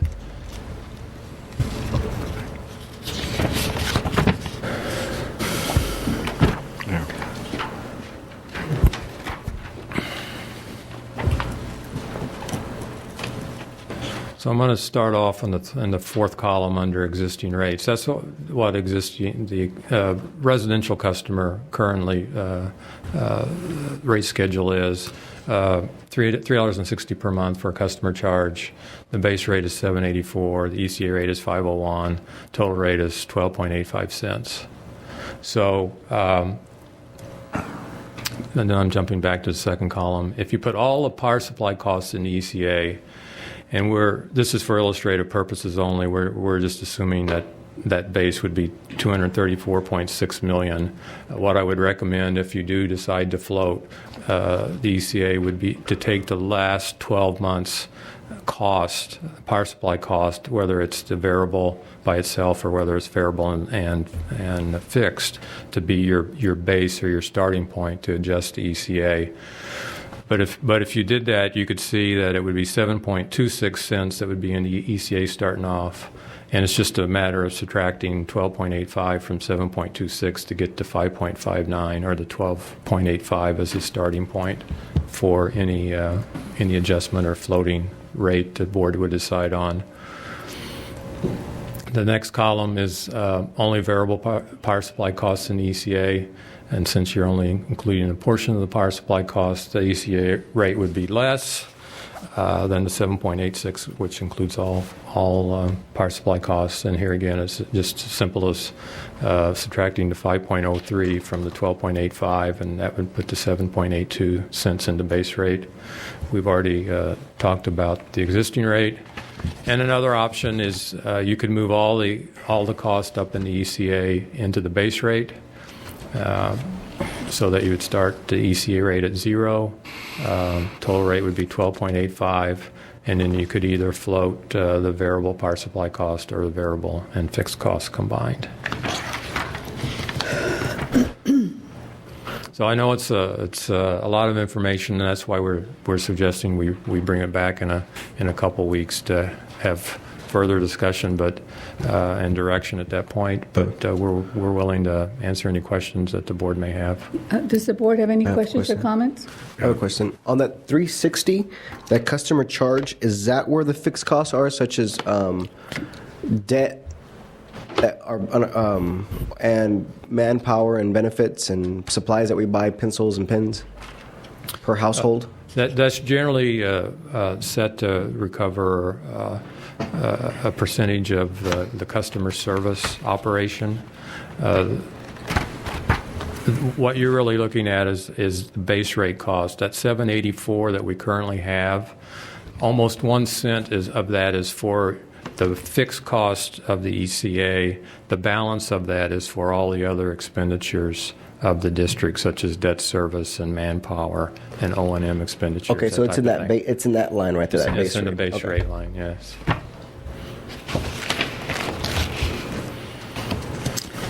Questions or comments from the board? Director Hanks? Yeah, I had some, but I'm going to go last. I want to ask Mr. Koch a question. Dave, you said you knew how to fix this problem. This, going back a couple of months. So, I mean, from your opinion on these 4, 1, 2, 3, 4 up there, what's the best way to go on this? I believe and concur with Mr. Broking that this is the best option.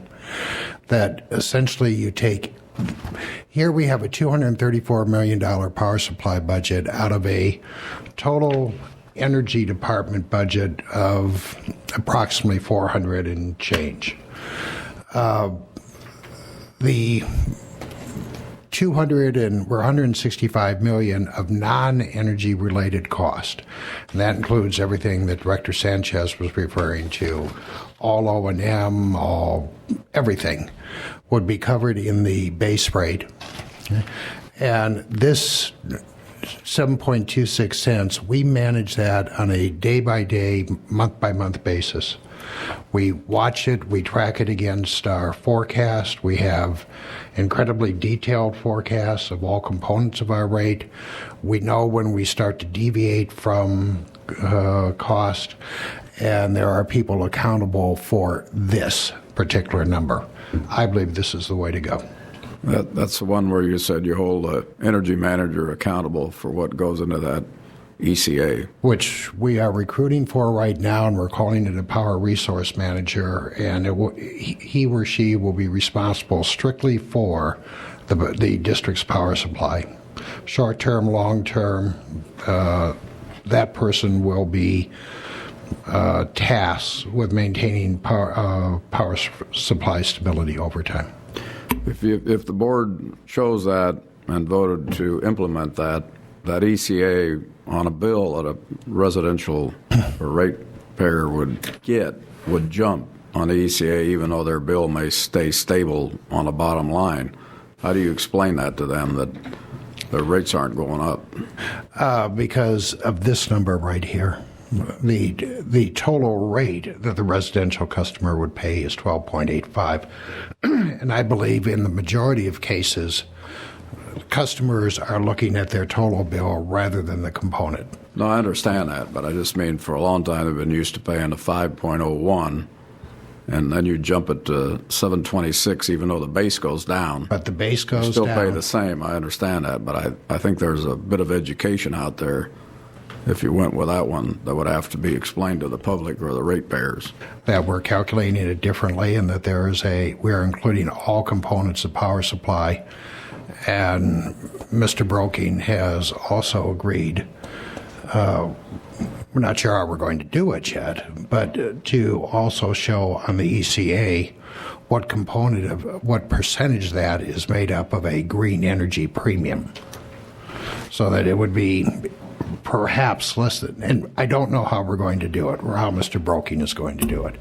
But of the 7.26, a portion of that will be green energy cost, and a portion of that and the rest of it will be our traditional resources. Yeah, I think Director Hanks and I both talked to you about that to at least show the people, the ratepayer, what they're having to pay for green energy. Right. Yes, sir. Okay, any other questions or comments from the board? Director Sanchez? I don't know if there was another option as far as a base rate of 5.59, an ECA base rate of 2 cents, and then an ECA rate of the 5 cents.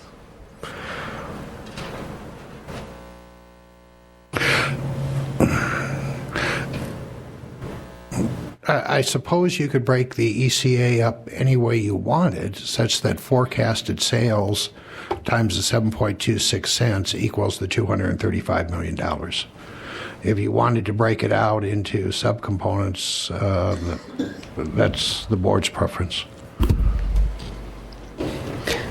As far as floating, on item number 2, the 5 point, the ECA, how often is that going to be on a daily basis, or would that be as far as month? I mean, is there a program where we can get an average, for example, because we usually hedge about 70% of our natural gas and of our power, so that number every day should be moving, so to speak, and then maybe at the end of the month when they get their bill, they can get that one number that averaged throughout the month. Yeah, that's correct. Do we have that capability? I believe that we would set this and then true it up on a quarterly basis. So if in January, February, March... we don't have that capability. We just have to... Yes, we do. We have that capability. No, what you're telling me is that what we'll do is on a quarterly basis, if it's high, we'll go 5.02. And then the next 3 months, if it becomes low, then the next 3 months we'll charge 5.00. Correct. We would always lag a quarter so that if we estimated today that our cost is going to start at 7.26 cents, there's a seasonality component here that I am uncomfortable with allocating it that quickly, because customers would see in the winter right now the ECA decline for the first 3 months. Then we get to July, August, September, it would go up a little bit. But we can pick up the deviation from this. We could do it on a daily basis. It would be extremely difficult to... Well, you would need a system, which I think Mike could probably go out and buy or something. IT. There's no system? There's nothing like that? We could probably lag it by just a few hours. We know what our costs are and almost on an hourly basis. I would not suggest doing it that quickly, though. You're just going to whipsaw the customer. Over a 3 or 4 month period, balance it out, and let the daily jumps in price be offset by the daily declines in price, and try to smooth this out over the month, over the year. But we can do it Mr. Broking would be happy to do it on any basis that you want. Director Desert, do you have any comments? Yes. For Mr. Broking. Mr. Broking, out of the minutes on page 6, you clarified that the rate stabilization fund does two things. This is the second paragraph on page 6 of the agenda. The two things that it does, it sets aside the amount of money as a reserve and uses it as a financial tool for the district to control the debt service coverage ratios. Does that mean that the rate stabilization fund that was established a year ago is never to be tapped into? It's just going to sit there to cover our debt to asset ratios? No, it will be used. And in our forecast, we have it being used 12, 13, and 14. We have to get the board's authorization to use it, but because we have good years now, we had a good year in 2009 and a good year in 2010. We don't report all that revenue now. We still have high coverage ratios, and we set that money aside. And when our coverage ratios drop a little, we draw on that money and move it into revenue, and our coverage ratios are much higher. So are these minutes incorrect? And it's a financial tool for the district to control the debt service coverage ratios. Is that still an accurate statement? Yes, it is. But because the intention is in the future to actually tap into that rate stabilization account. Yes, it's deferred revenue, and so eventually we'll have to move to deferred revenue. I was just going to go ahead. I was going to comment. Excuse me, the Director Desert has the table. Hold on just a few minutes. Continue, Director Desert. Thank you. You're welcome. How we established that rate stabilization account a year ago, where did that money come from? And what was the impetus to establish a rate stabilization account? Wasn't there some kind of a relationship to recognizing the ECA rate and what's supposed to be done with overcollection of funds? Well, I recognize the difference between budgeted power supply cost and actual cost, and I took, I don't remember if I took the entire amount of that difference, but that's what the board, roughly that's what the board put in the rate stabilization account was the difference between budgeted and actual power supply costs. So we talk about budgeted and actual, so we're saying that we had extra money because we didn't do construction projects, or did we have extra money because we over-collected on gas and energy on our ECA rate? Well, I don't think we over-collected, but it's probably a combination of things. Most of it, I think, is because power supply costs were lower, more than, in addition to natural gas costs being low, the district was able to buy spot energy at a lower price than what it had budgeted or planned. And I also think capital expenditures were not as high as what had been budgeted. So that are the main drivers of the good year for 2010. Yeah, you recognize the power supply costs were significantly down, and the ECA rate is established to cover purchased power and purchased fuel costs. So if power supply costs were significantly down, then you would have an overcollection of the ECA. Well, in this, let's go back here. I know you can go back to the numbers. We're talking about something that happened a year ago, and yeah, but what I'm showing is for 2009, the ECA rate is a combination, is almost the 1 cent and the 501. It's 6 cents total. Our power supply costs were over 6 cents, so it wasn't really the ECA, and the ECA really hasn't been used as an ECA over the last few years, or as far as I know, it's never really been used as an ECA because it's never floated. If it's an energy cost adjustment, you really don't fix something that you call an energy cost adjustment. Yeah. It did float before you were here. Now this year we have a $55 million positive profit, whatever you want to call it, for the energy department. And is that a result from what we budgeted and what we spent, that we had extra $55 million at the end of the year? Well, we always, I shouldn't say we always, but generally we budget so that we have a reserve. You never want to set your rates just to recover your costs, because there will be surprises and increased costs, and you always have some type of cushion set into your rates. But power supply costs are down this year, along with power sales are down. Actually, power sales are down a higher amount, but that combination, along with capital expenditures, which doesn't impact the income statement, but it does help our cash flow. I don't project 2010 to be as good a year as 2009, but I think it's going to be a good year. And in 2011, we could be a good year also. What I'm saying is we had $55 million around this year. We had some $87 million around last year, and you funded a rate stabilization account. Yet there's no talk this year of funding the rate stabilization account. But what we have heard talk of is funding the Unit 3 repower with this fund, because it does benefit the ratepayer, because we all know we need Unit 3. But we're concerned about the covenants that are established for the ECA rate. And yes, it's political, and yes, it hits home. And yes, the majority of the IID ratepayers are concerned about the power rates, not so much water or the QSA. But as we move forward, what are we really doing with our ECA rate? You've presented 4 different proposals here tonight, and they're the same proposals that have been presented over the last year and a half, 2 years. I've sat in the audience, I've sat at ECAC meetings, and there's been 7, 8 proposals, 8 presentations on ECA. Before that, R.W. Beck, private consultant firm, did a long presentation on the ECA rate, and this board has not been able to understand it and move forward. And just how the hell are we supposed to understand things like the QSA or other issues after we have 8 or 9 presentations, and we're still going to be at odds with one another here, and we don't talk about what the history is, what the equation is, what the formula is. We just talk about what's being presented here. In addition to that, in the past, we had a presentation on the ECA rate that was even promoted through the power bills and stuck in everybody's power bill through the Wire newspaper, and it goes forward. I don't know if you saw that or not, but it was in every bill that went out about a year ago, a new ECA formula that was going to be coming. I don't know if he had board approval to do that or what, but this is a big issue. It was a big issue in the election. It's going to be a big issue in the future because power rates hit home.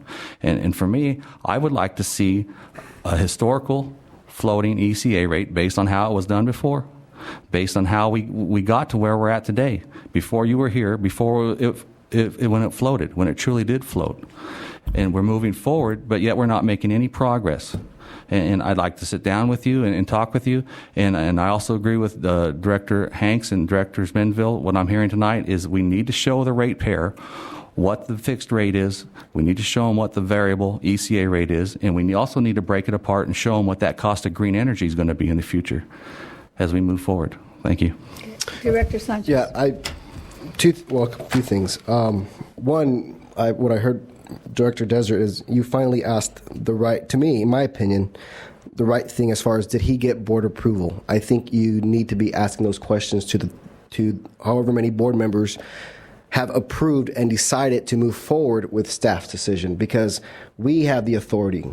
Ask me, why did I do these things? Don't ask staff, why did they? They take board direction. So I think that's a good thing. That's a good start. Now, it's unsettling for the perception that has been laid out as far as what the staff intends to do with the $55 million.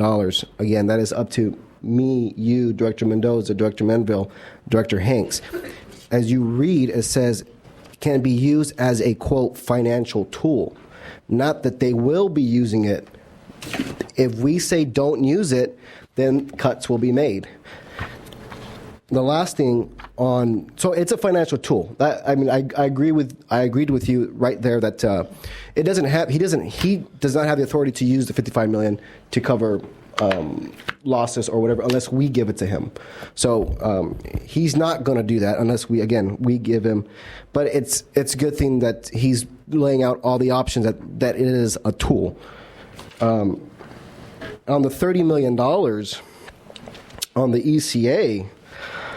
I don't know. I keep thinking I continually made the right decision in building the rate stabilization fund, because now if I don't have the $55 million, repaying the district back for the $30 million that it gave out during the Great Recession to not raise electricity rates, which, again, you've said to do the fiduciary responsibility to raise rates, that the district needs to do its fiduciary responsibility and raise rates. And during the Great Recession, I don't know how the ratepayers would react to that. Again, if we didn't have the $50 million, would the district be in a position not to fund the Unit 3? As far as I'm concerned, and I'm one board member, I think that I'm going to protect my right or my piece of one vote ratepayer of the water and fight with my money as some of the landowners are pooling their money together to disrupt the IID. I think if we have a survey out there and they ask the ratepayers, would you pool together $30 million to fight a legal battle against people who are trying to destroy the IID? I would say yes, they would. So if I didn't have the $55 million now, I wouldn't be able to move forward with Unit 3, which we've committed, and the district would have been having to make cuts or raising rates. But we raised the revenue without raising rates, which I still think that is a positive thing that we could have done. Thank you. Thank you. Let me finish up.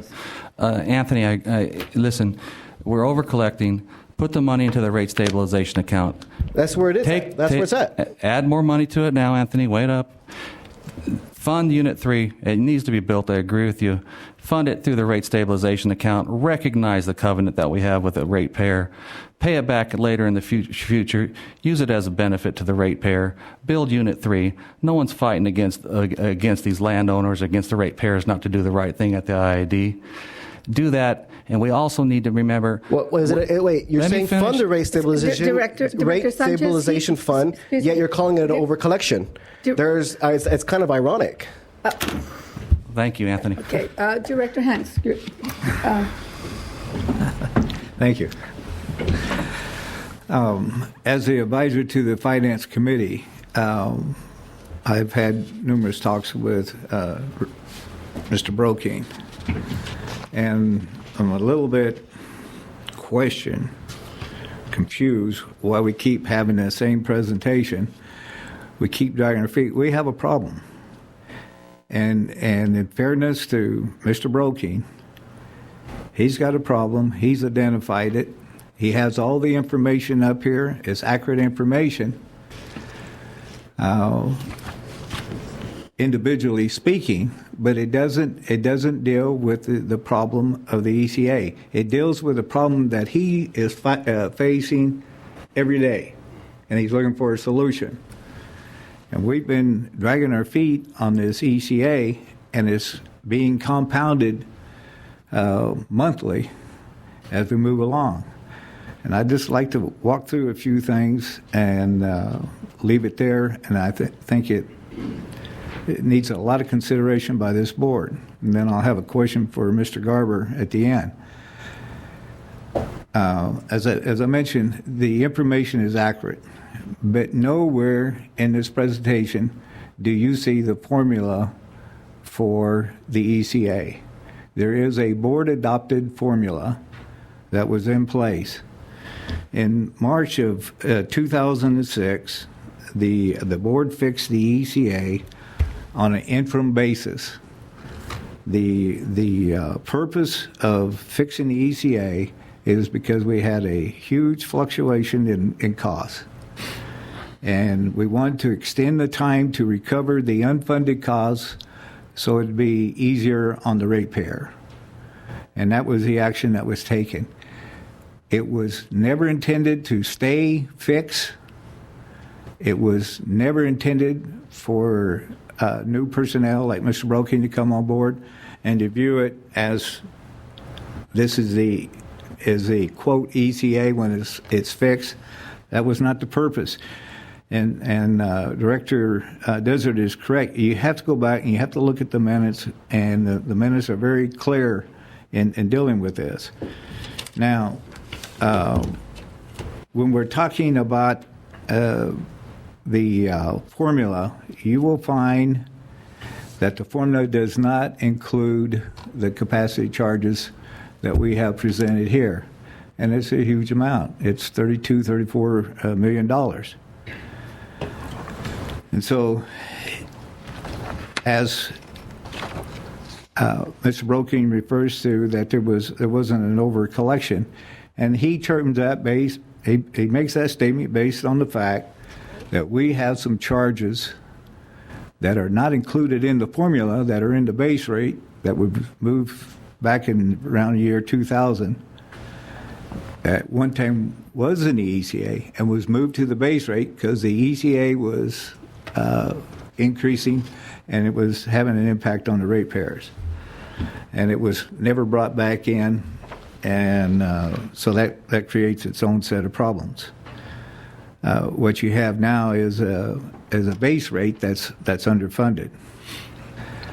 The couple of the problems of what he has presented here is one, if you add everything into the base rate, the ECA and the base rate, even though the cost to the ratepayer currently may not change, you are changing the rate of the base rate, and the base rate requires a hearing.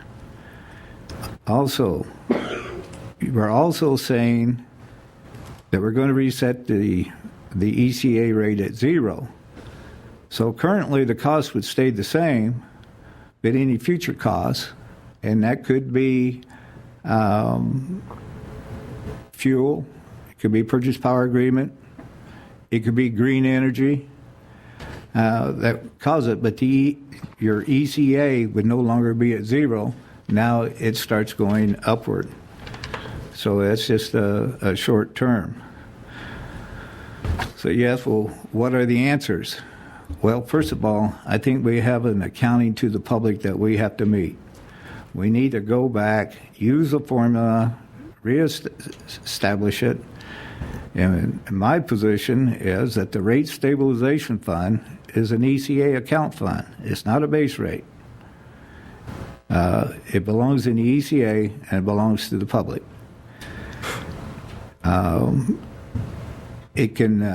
We establish the rate stabilization fund because the job that Mr. Koch and his crew was doing was recapturing those unfunded account dollars.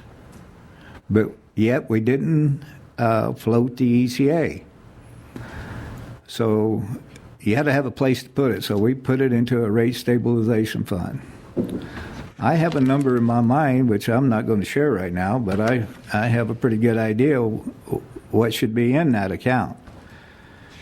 And it was established at a $100 million max. We do what we have funds in one account, and we have it maxed out, but we have costs in another fund that needs to be taken care of. And Mr. Broking has to find a way to take care of those dollars.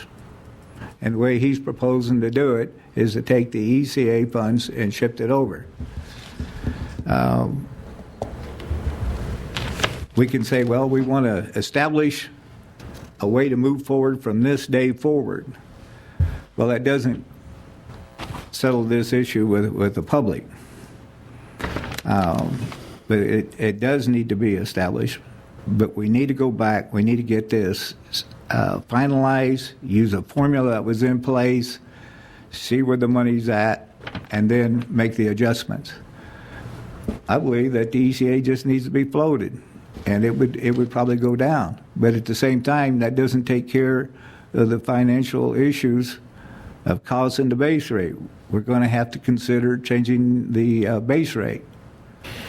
And if you're going to make a change in the structure, you do it at that time, but you balance these books out, and so that the public knows exactly what's in the ECA, what's in the rate stabilization fund. Now, we do have the issue, we have challenges on our bonding capacity.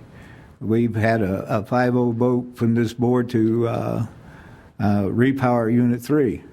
And as far as I know, that commitment is still there at 5-0.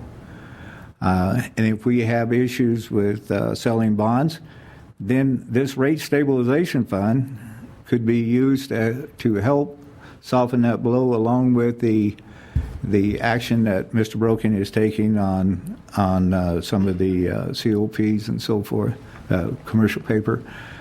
But we would need to reestablish back in that fund. We're going to need that fund moving forward.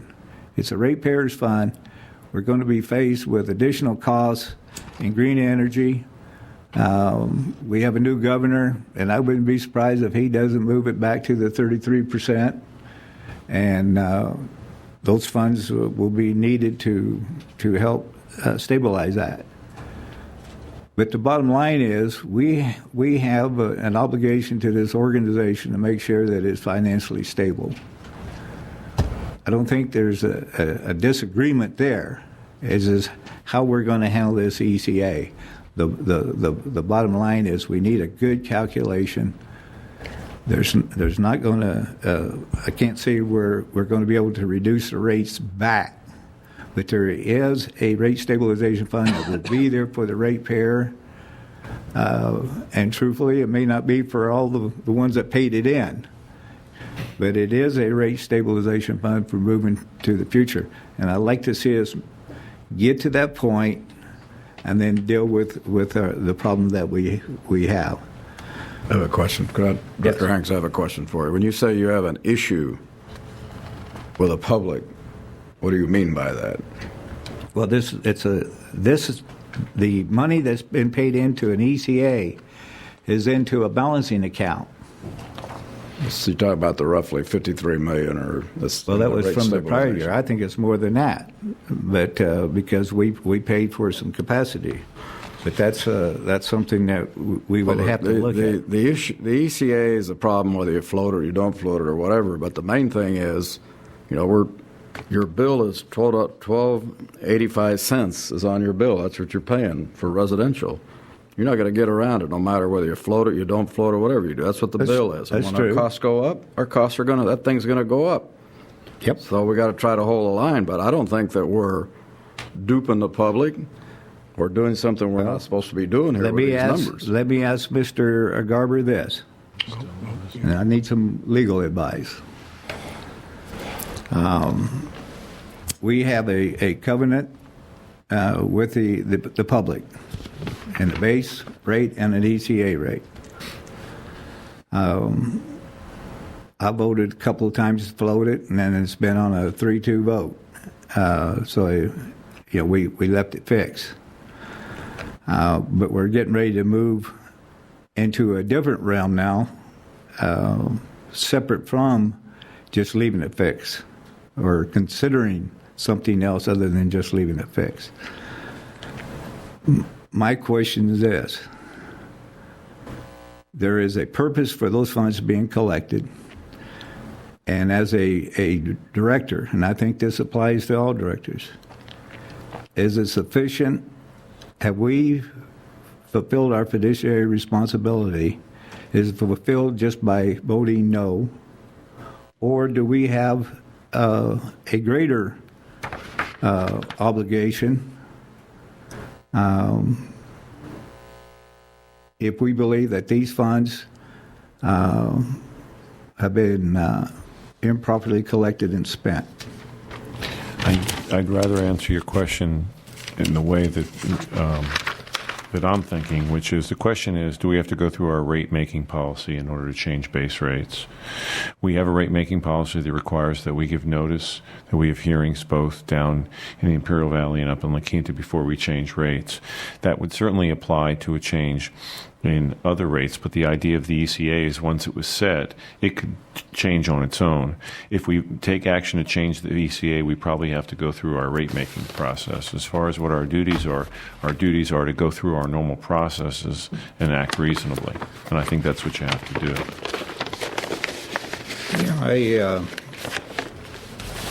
I have a question for you, Director Hanks. Do you deny what happened in 2008, early 2008, when the board was faced with raising rates? that the board used cash reserves to fund the under collection? Do you remember giving direction for that? Yeah, I think if you look at the minutes, it will show that it was an interim basis. To what? To use cash reserves? Yeah, the setting of the rates. Let me read this to you, and then maybe it'll help you. The setting of the rates. The District Board of Directors has full and independent authority to establish the rates charged for all district services. The district is not subject to retail rate regulations by any state or federal regulatory body. It is empowered to set retail rates effective at any time. Changes in retail rates require formal action after public hearing by the board.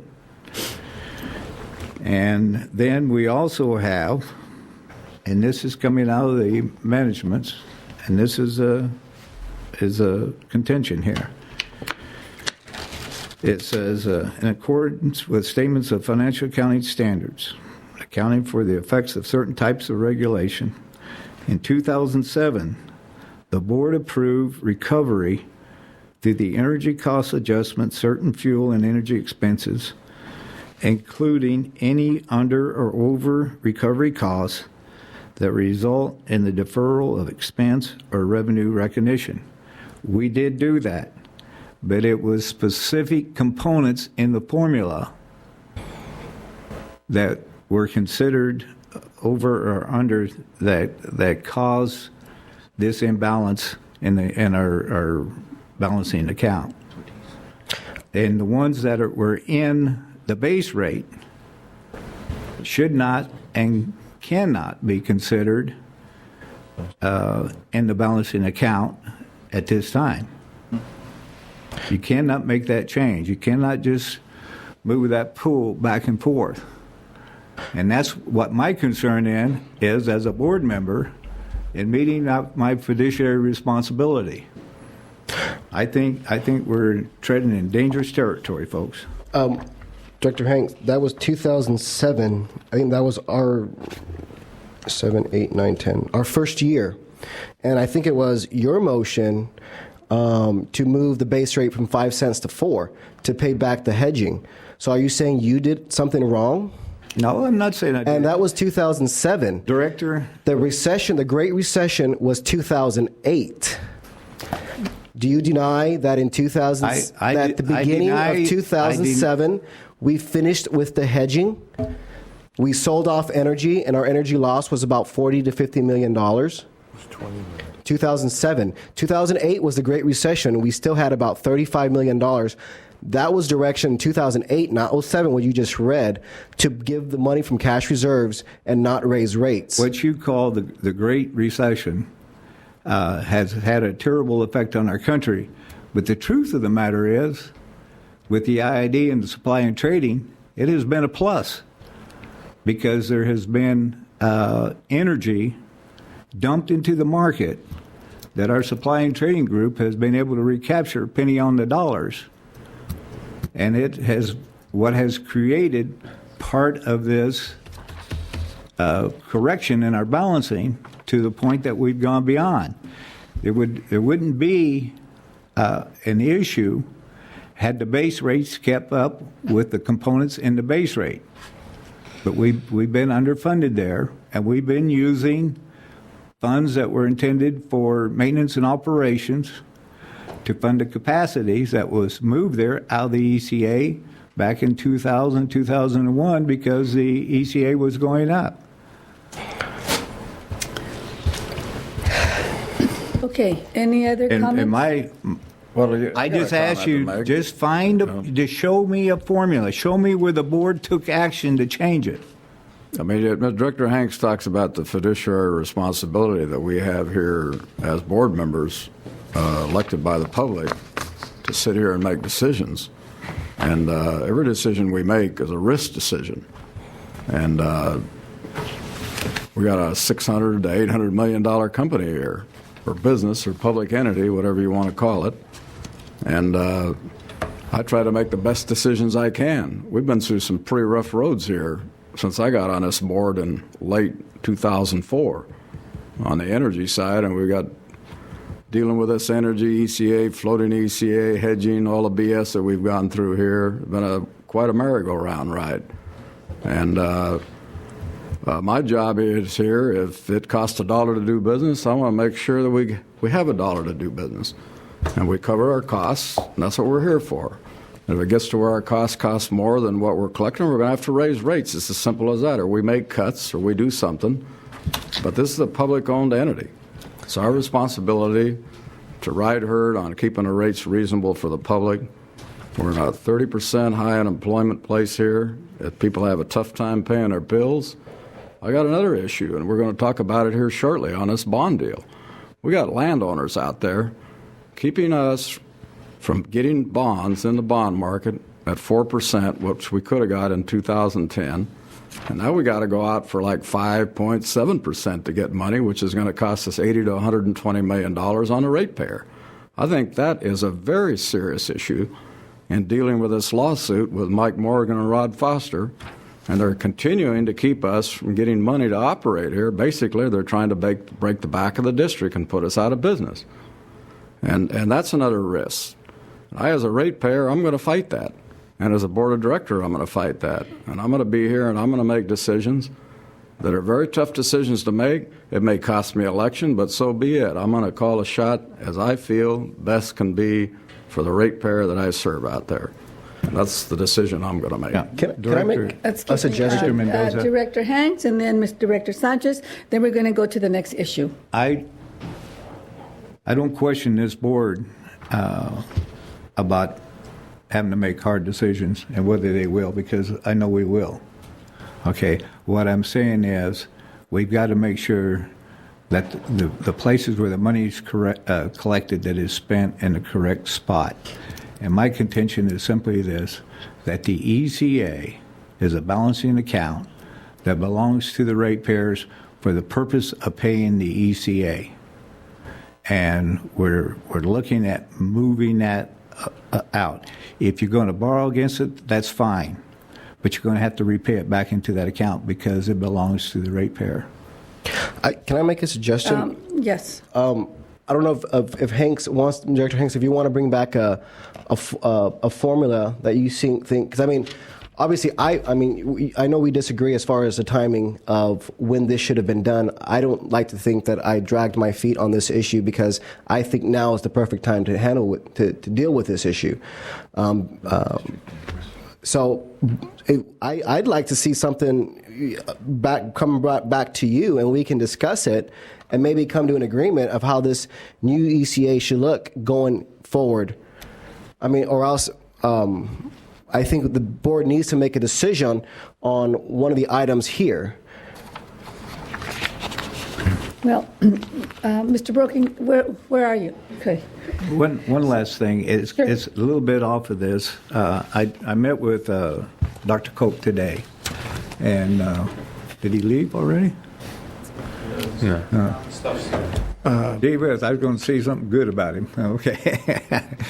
Dr. Coate gave me, it's not exactly the balancing energy sheet that I was looking for because it still doesn't have all the system losses.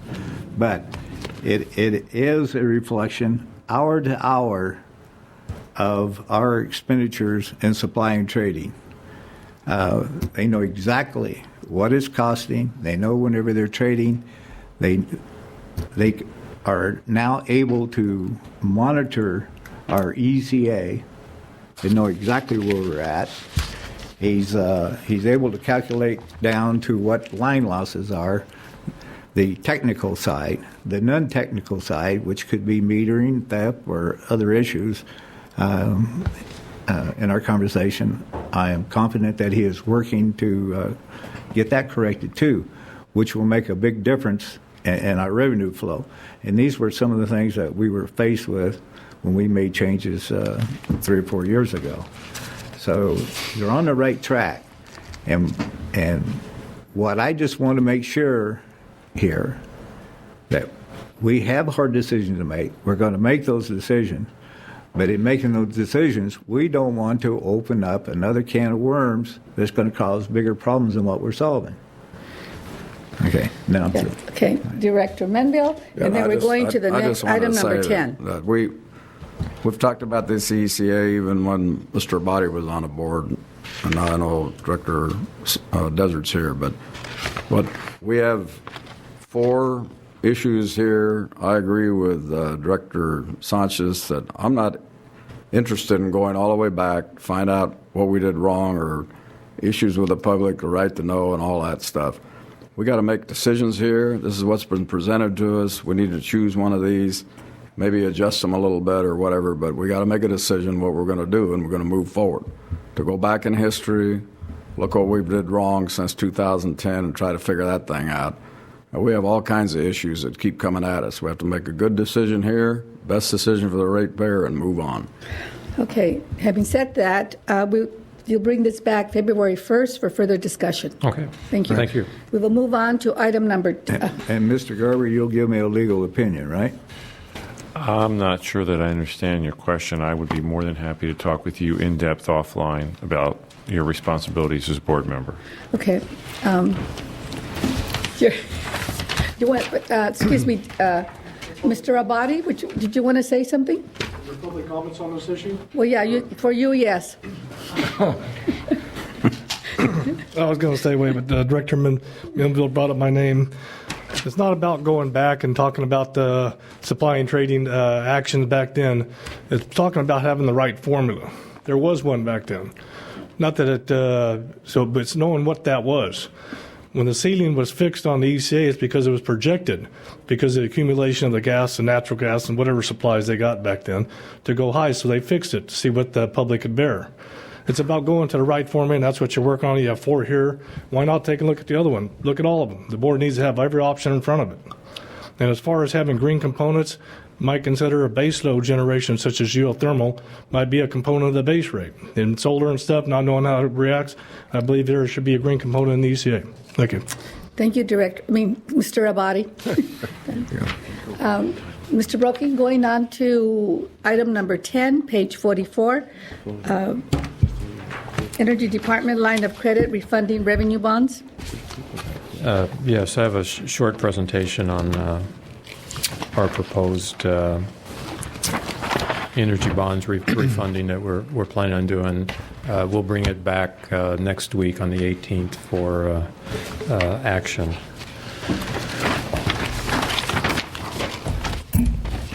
What we're planning on doing is refund the Energy Department's $75 million outstanding of commercial paper. We're estimating that with expenses and a debt service reserve fund, that the par value will be about $81 million, but our resolution is asking not to exceed $85 million.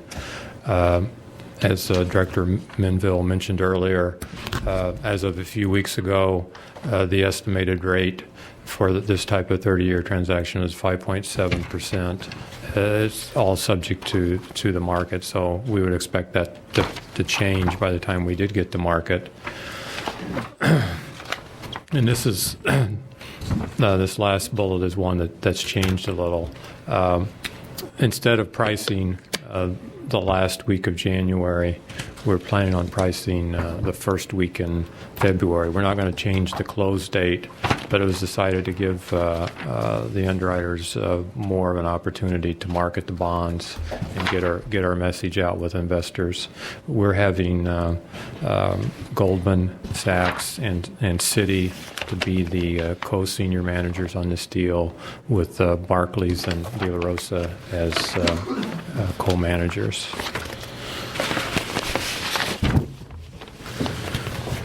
Next week, we'll be asking the board to approve the following documents, and I have our bond counsel here in the audience, Don Hunt from Fulbright Jaworski, and if it's okay, I'd ask him to come up and kind of discuss and lay out briefly what all these documents are.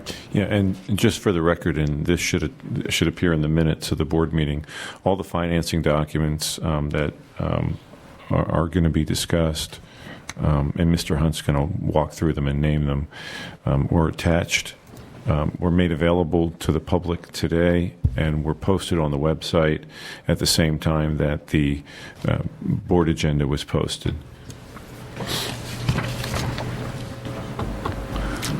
Good evening. Good evening, Madam President, directors. The documents that have been provided to you consist of an authorizing resolution which sets forth the legal provisions of the proposed bonds. And some of those provisions are blank because when you go into the market, the underwriter determines what those will be based on what people want to buy. So some of those will be blank even next week. But that is the contract with the bondholders, and that tells them what they're buying, what their rights are, what the redemption provisions are if you want to pay them off early, and those kinds of things. The preliminary official statement is the marketing document. It is the district's document.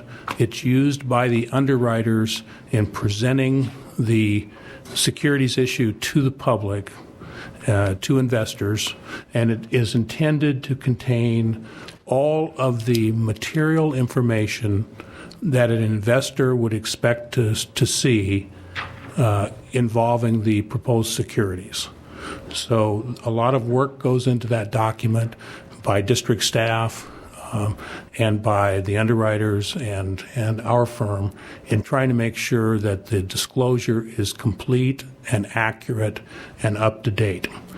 The continuing disclosure certificate is required by the Securities and Exchange Commission for issuers of municipal bonds to provide an annual update of the material financial information regarding the issuer to bondholders each year so that the significant financial information in the tables in the official statement are basically updated on an annual basis, provided to an entity created under the SEC rules that then disseminates it to any bondholder or any interested person who wants to review that annual update. The escrow agreements are simply provision to put the money aside with the trustee until the due date of the commercial paper. The bond purchase agreement is the formal contract between the underwriter and the district, and it sets forth the pricing information, the representations and warranties of the district with respect to the securities that are being offered, and lays out the requirements for closing documents and opinions and the form of those opinions.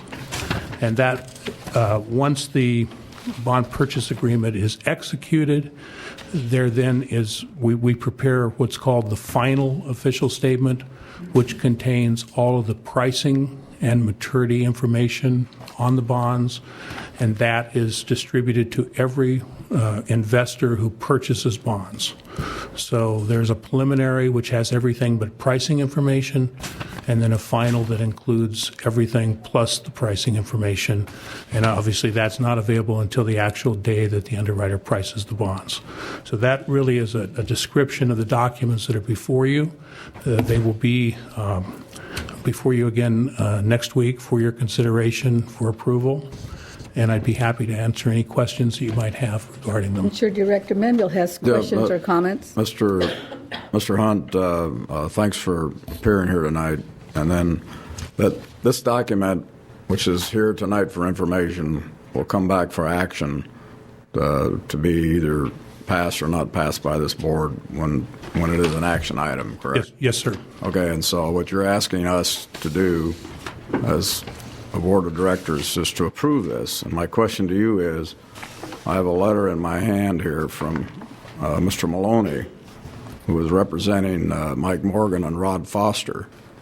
And this one's dated January the 7th, so it has to do with this Imperial Irrigation District Electoral System Refunding Revenue Bond Series 2011A, which is this book right here. And so we've already got an issue with them for stopping us from going out to bonds in 2010 on the Bell America bonds or Buy America bonds, which would have saved us a lot of money, but now it's going to could cost us 180 to 120 million extra. And in this letter on the back, he's got CCs to Standard & Poor Rating Service, Moody's Investor Service, and Hodgkins, Delafield, and Woods LLP for the underwriters. So is he basically putting these people on notice that if this board approves this, that we are again not going to be able to go out and put the bonds out on the market to get them sold to help us in financing and taking care of the people's business here at the IID? I'm not in a position to speculate as to whether they intend to file a lawsuit with respect to this proposed refunding. Our firm is of the view that the commercial paper obligations and the pledge of revenues on those commercial paper obligations already exists and is valid and not contestable. And we'll have to see if something is filed, see what the nature of it is, determine whether or not we can give a no-merit opinion with respect to that issue. Yes, and Director Menville, this letter that you're referring to, January 7, from Mr. Versick, he doesn't say he's going to file a lawsuit. What he does seem to be indicating is that he wants to put bond counsel and these other entities on notice of his other lawsuit. Why he's doing that, we can only speculate. Well, the point I'm trying to make is I know that there's been a statement made from this board earlier, a couple of weeks ago, as to why we did not go out and try to pursue getting the bonds in 2010 when we could have taken advantage of it. And right here, Mr. Versick, who represents Mike Morgan and Rod Foster, is putting people on notice about what's going on. And that's one reason why our attorneys for the bond counsels told us not to go out and try to get the bonds because they probably wouldn't get sold. Because Mr. Versick is going out and telling the whole world that he's got a lawsuit against the IID to keep us from being able to get bonds to finance our electrical side, to take care of the ratepayers, to try to keep the rates reasonable and low for the people that own the IID. And we are disclosing this letter and the nature of the other lawsuit, even though it's in an unrelated financing, in the OS with regard to this financing. That's correct, and it may well result in an increased cost to the district because of higher interest rates. It will increase the cost. It's as simple as that. We don't could have know how got bonds much, at 4%, and now you're looking at 5.7. Well, no, I think Mr. Hunt is saying, notwithstanding the previous financing, the fact that there is this cloud of a lawsuit could impact the cost of this financing. We don't know. Even above current rates of what they should be. What's unfortunate about the whole thing is Mr. Morgan and Mr. Foster want to hurt the IID. They want to break the back of the IID financially. They want to hurt the public that owns the IID. And because as landowners, they feel that the water rights belong to them, and they feel that it's their right to do this. It doesn't belong to the public, apparently, but this is a public entity. And as one board member, I'm going to do what's right for the public. Mr. Hunt? Director Hanks? You said that these bonds are already secured. Is that correct? The commercial paper that they're refunding are obligations that are outstanding. Proceeds have been or are being spent, and the pledge has existed since the establishment of the commercial paper program. Yes, sir. Do you consider this a savings by this refunding? Well, it's not necessarily a savings or not a savings. This is a long-term financing of commercial paper, which is always intended to be taken out with long-term bonds. When a public agency utilizes commercial paper, it's not considered to be a permanent financing, but it's interim until a long-term financing. But you don't see it as detrimental. No, I do not. It's existing debt. It's already secured by the electric system revenues. Yeah, this is an independent financing from. Well, I understand that, but I just think if they do challenge, I think it's moot. I don't think it carry any weight in court. But this financing is unrelated to the financing with regard to Unit 3. Understand. And that lawsuit is a separate lawsuit. They're not suing on this financing. But you got a letter that's putting you on notice of what's going on. That may be. I mean, if you're halfway smart, you can figure out what's coming down the road. Because just look at the history on how they operate. Any other comments? Well, I'm sure that the bonds people are going to do due diligence on it. The people are going to buy the bonds. For the record, I just don't think you can be held hostage. I think we need to keep moving.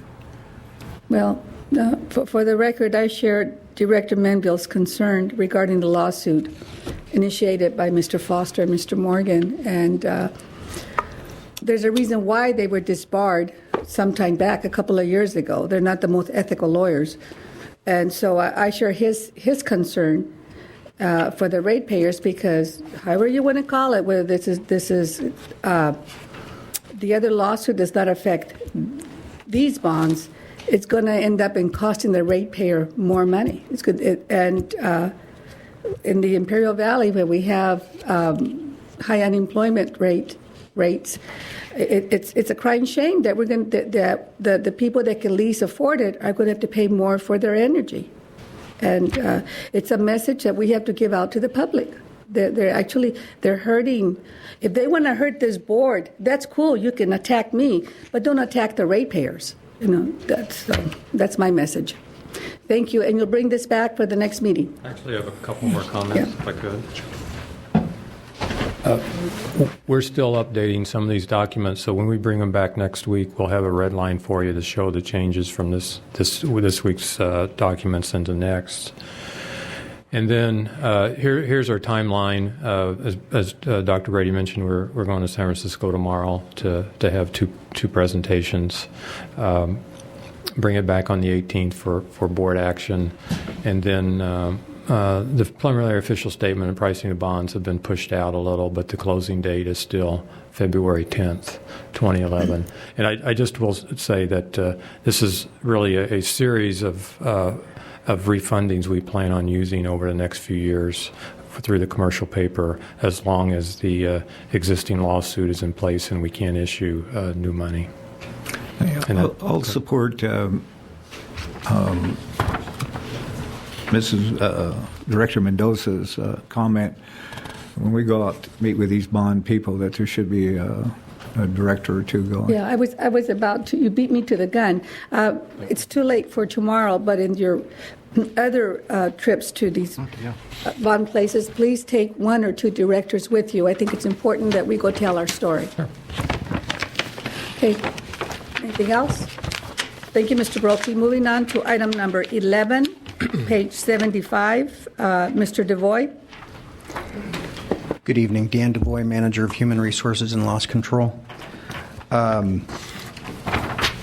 Our current MOU with IBEW Local 465 contains a 2010 reopener for salaries for possible implementation in 2011. In December, the IBEW exercised their right to reopen that article for salaries. And page 76 is their initial proposal, and at the direction of your board. You don't have it? I do not, I'm sorry. Why didn't you? I am, next time I will. Right, okay, thank you. Page 76 does have their initial proposal, and at the direction of your board, for purposes of sunshining it, that's why it is an information item in your packet tonight. Questions from the board? I have a question. Director Menville? Mr. DeVoy. Yes, sir. I know we asked you to sunshine this, to put this out, and basically it's a reopener the last year of a 3-year contract. Is that correct? That is correct. And they have a 3-year contract right now that has an increase in it starting during the 3-year period. It had increases in every year. It does not have increases. It has a few increases as the final year of implementation of the equity study, but it does not have any general increases for 2011. Yeah, but it's still, I mean, we have a 3-year package. That's correct. That the board agreed to, and now they're coming back, and they have the right to reopen. Yes, They're coming back in the last year of a 3-year contract, and they're asking for more money. And from number 1, it says increase all bargaining unit hourly wages by 3% COLA. Correct. So that's a 3% increase for the last year. And then if you drop down to item number 4, and this is the question I have for you, then they have A, B, C, D, E, F, which is increases from 3% to 5%. So is that on top of the 3%? Correct, yes. So some people could be getting a 8% increase in the last year. Is that correct? That's what the initial proposal states. Okay. Well, it'd be more. So, I mean, the IID employees, IID is one of the best paying jobs in Imperial Valley.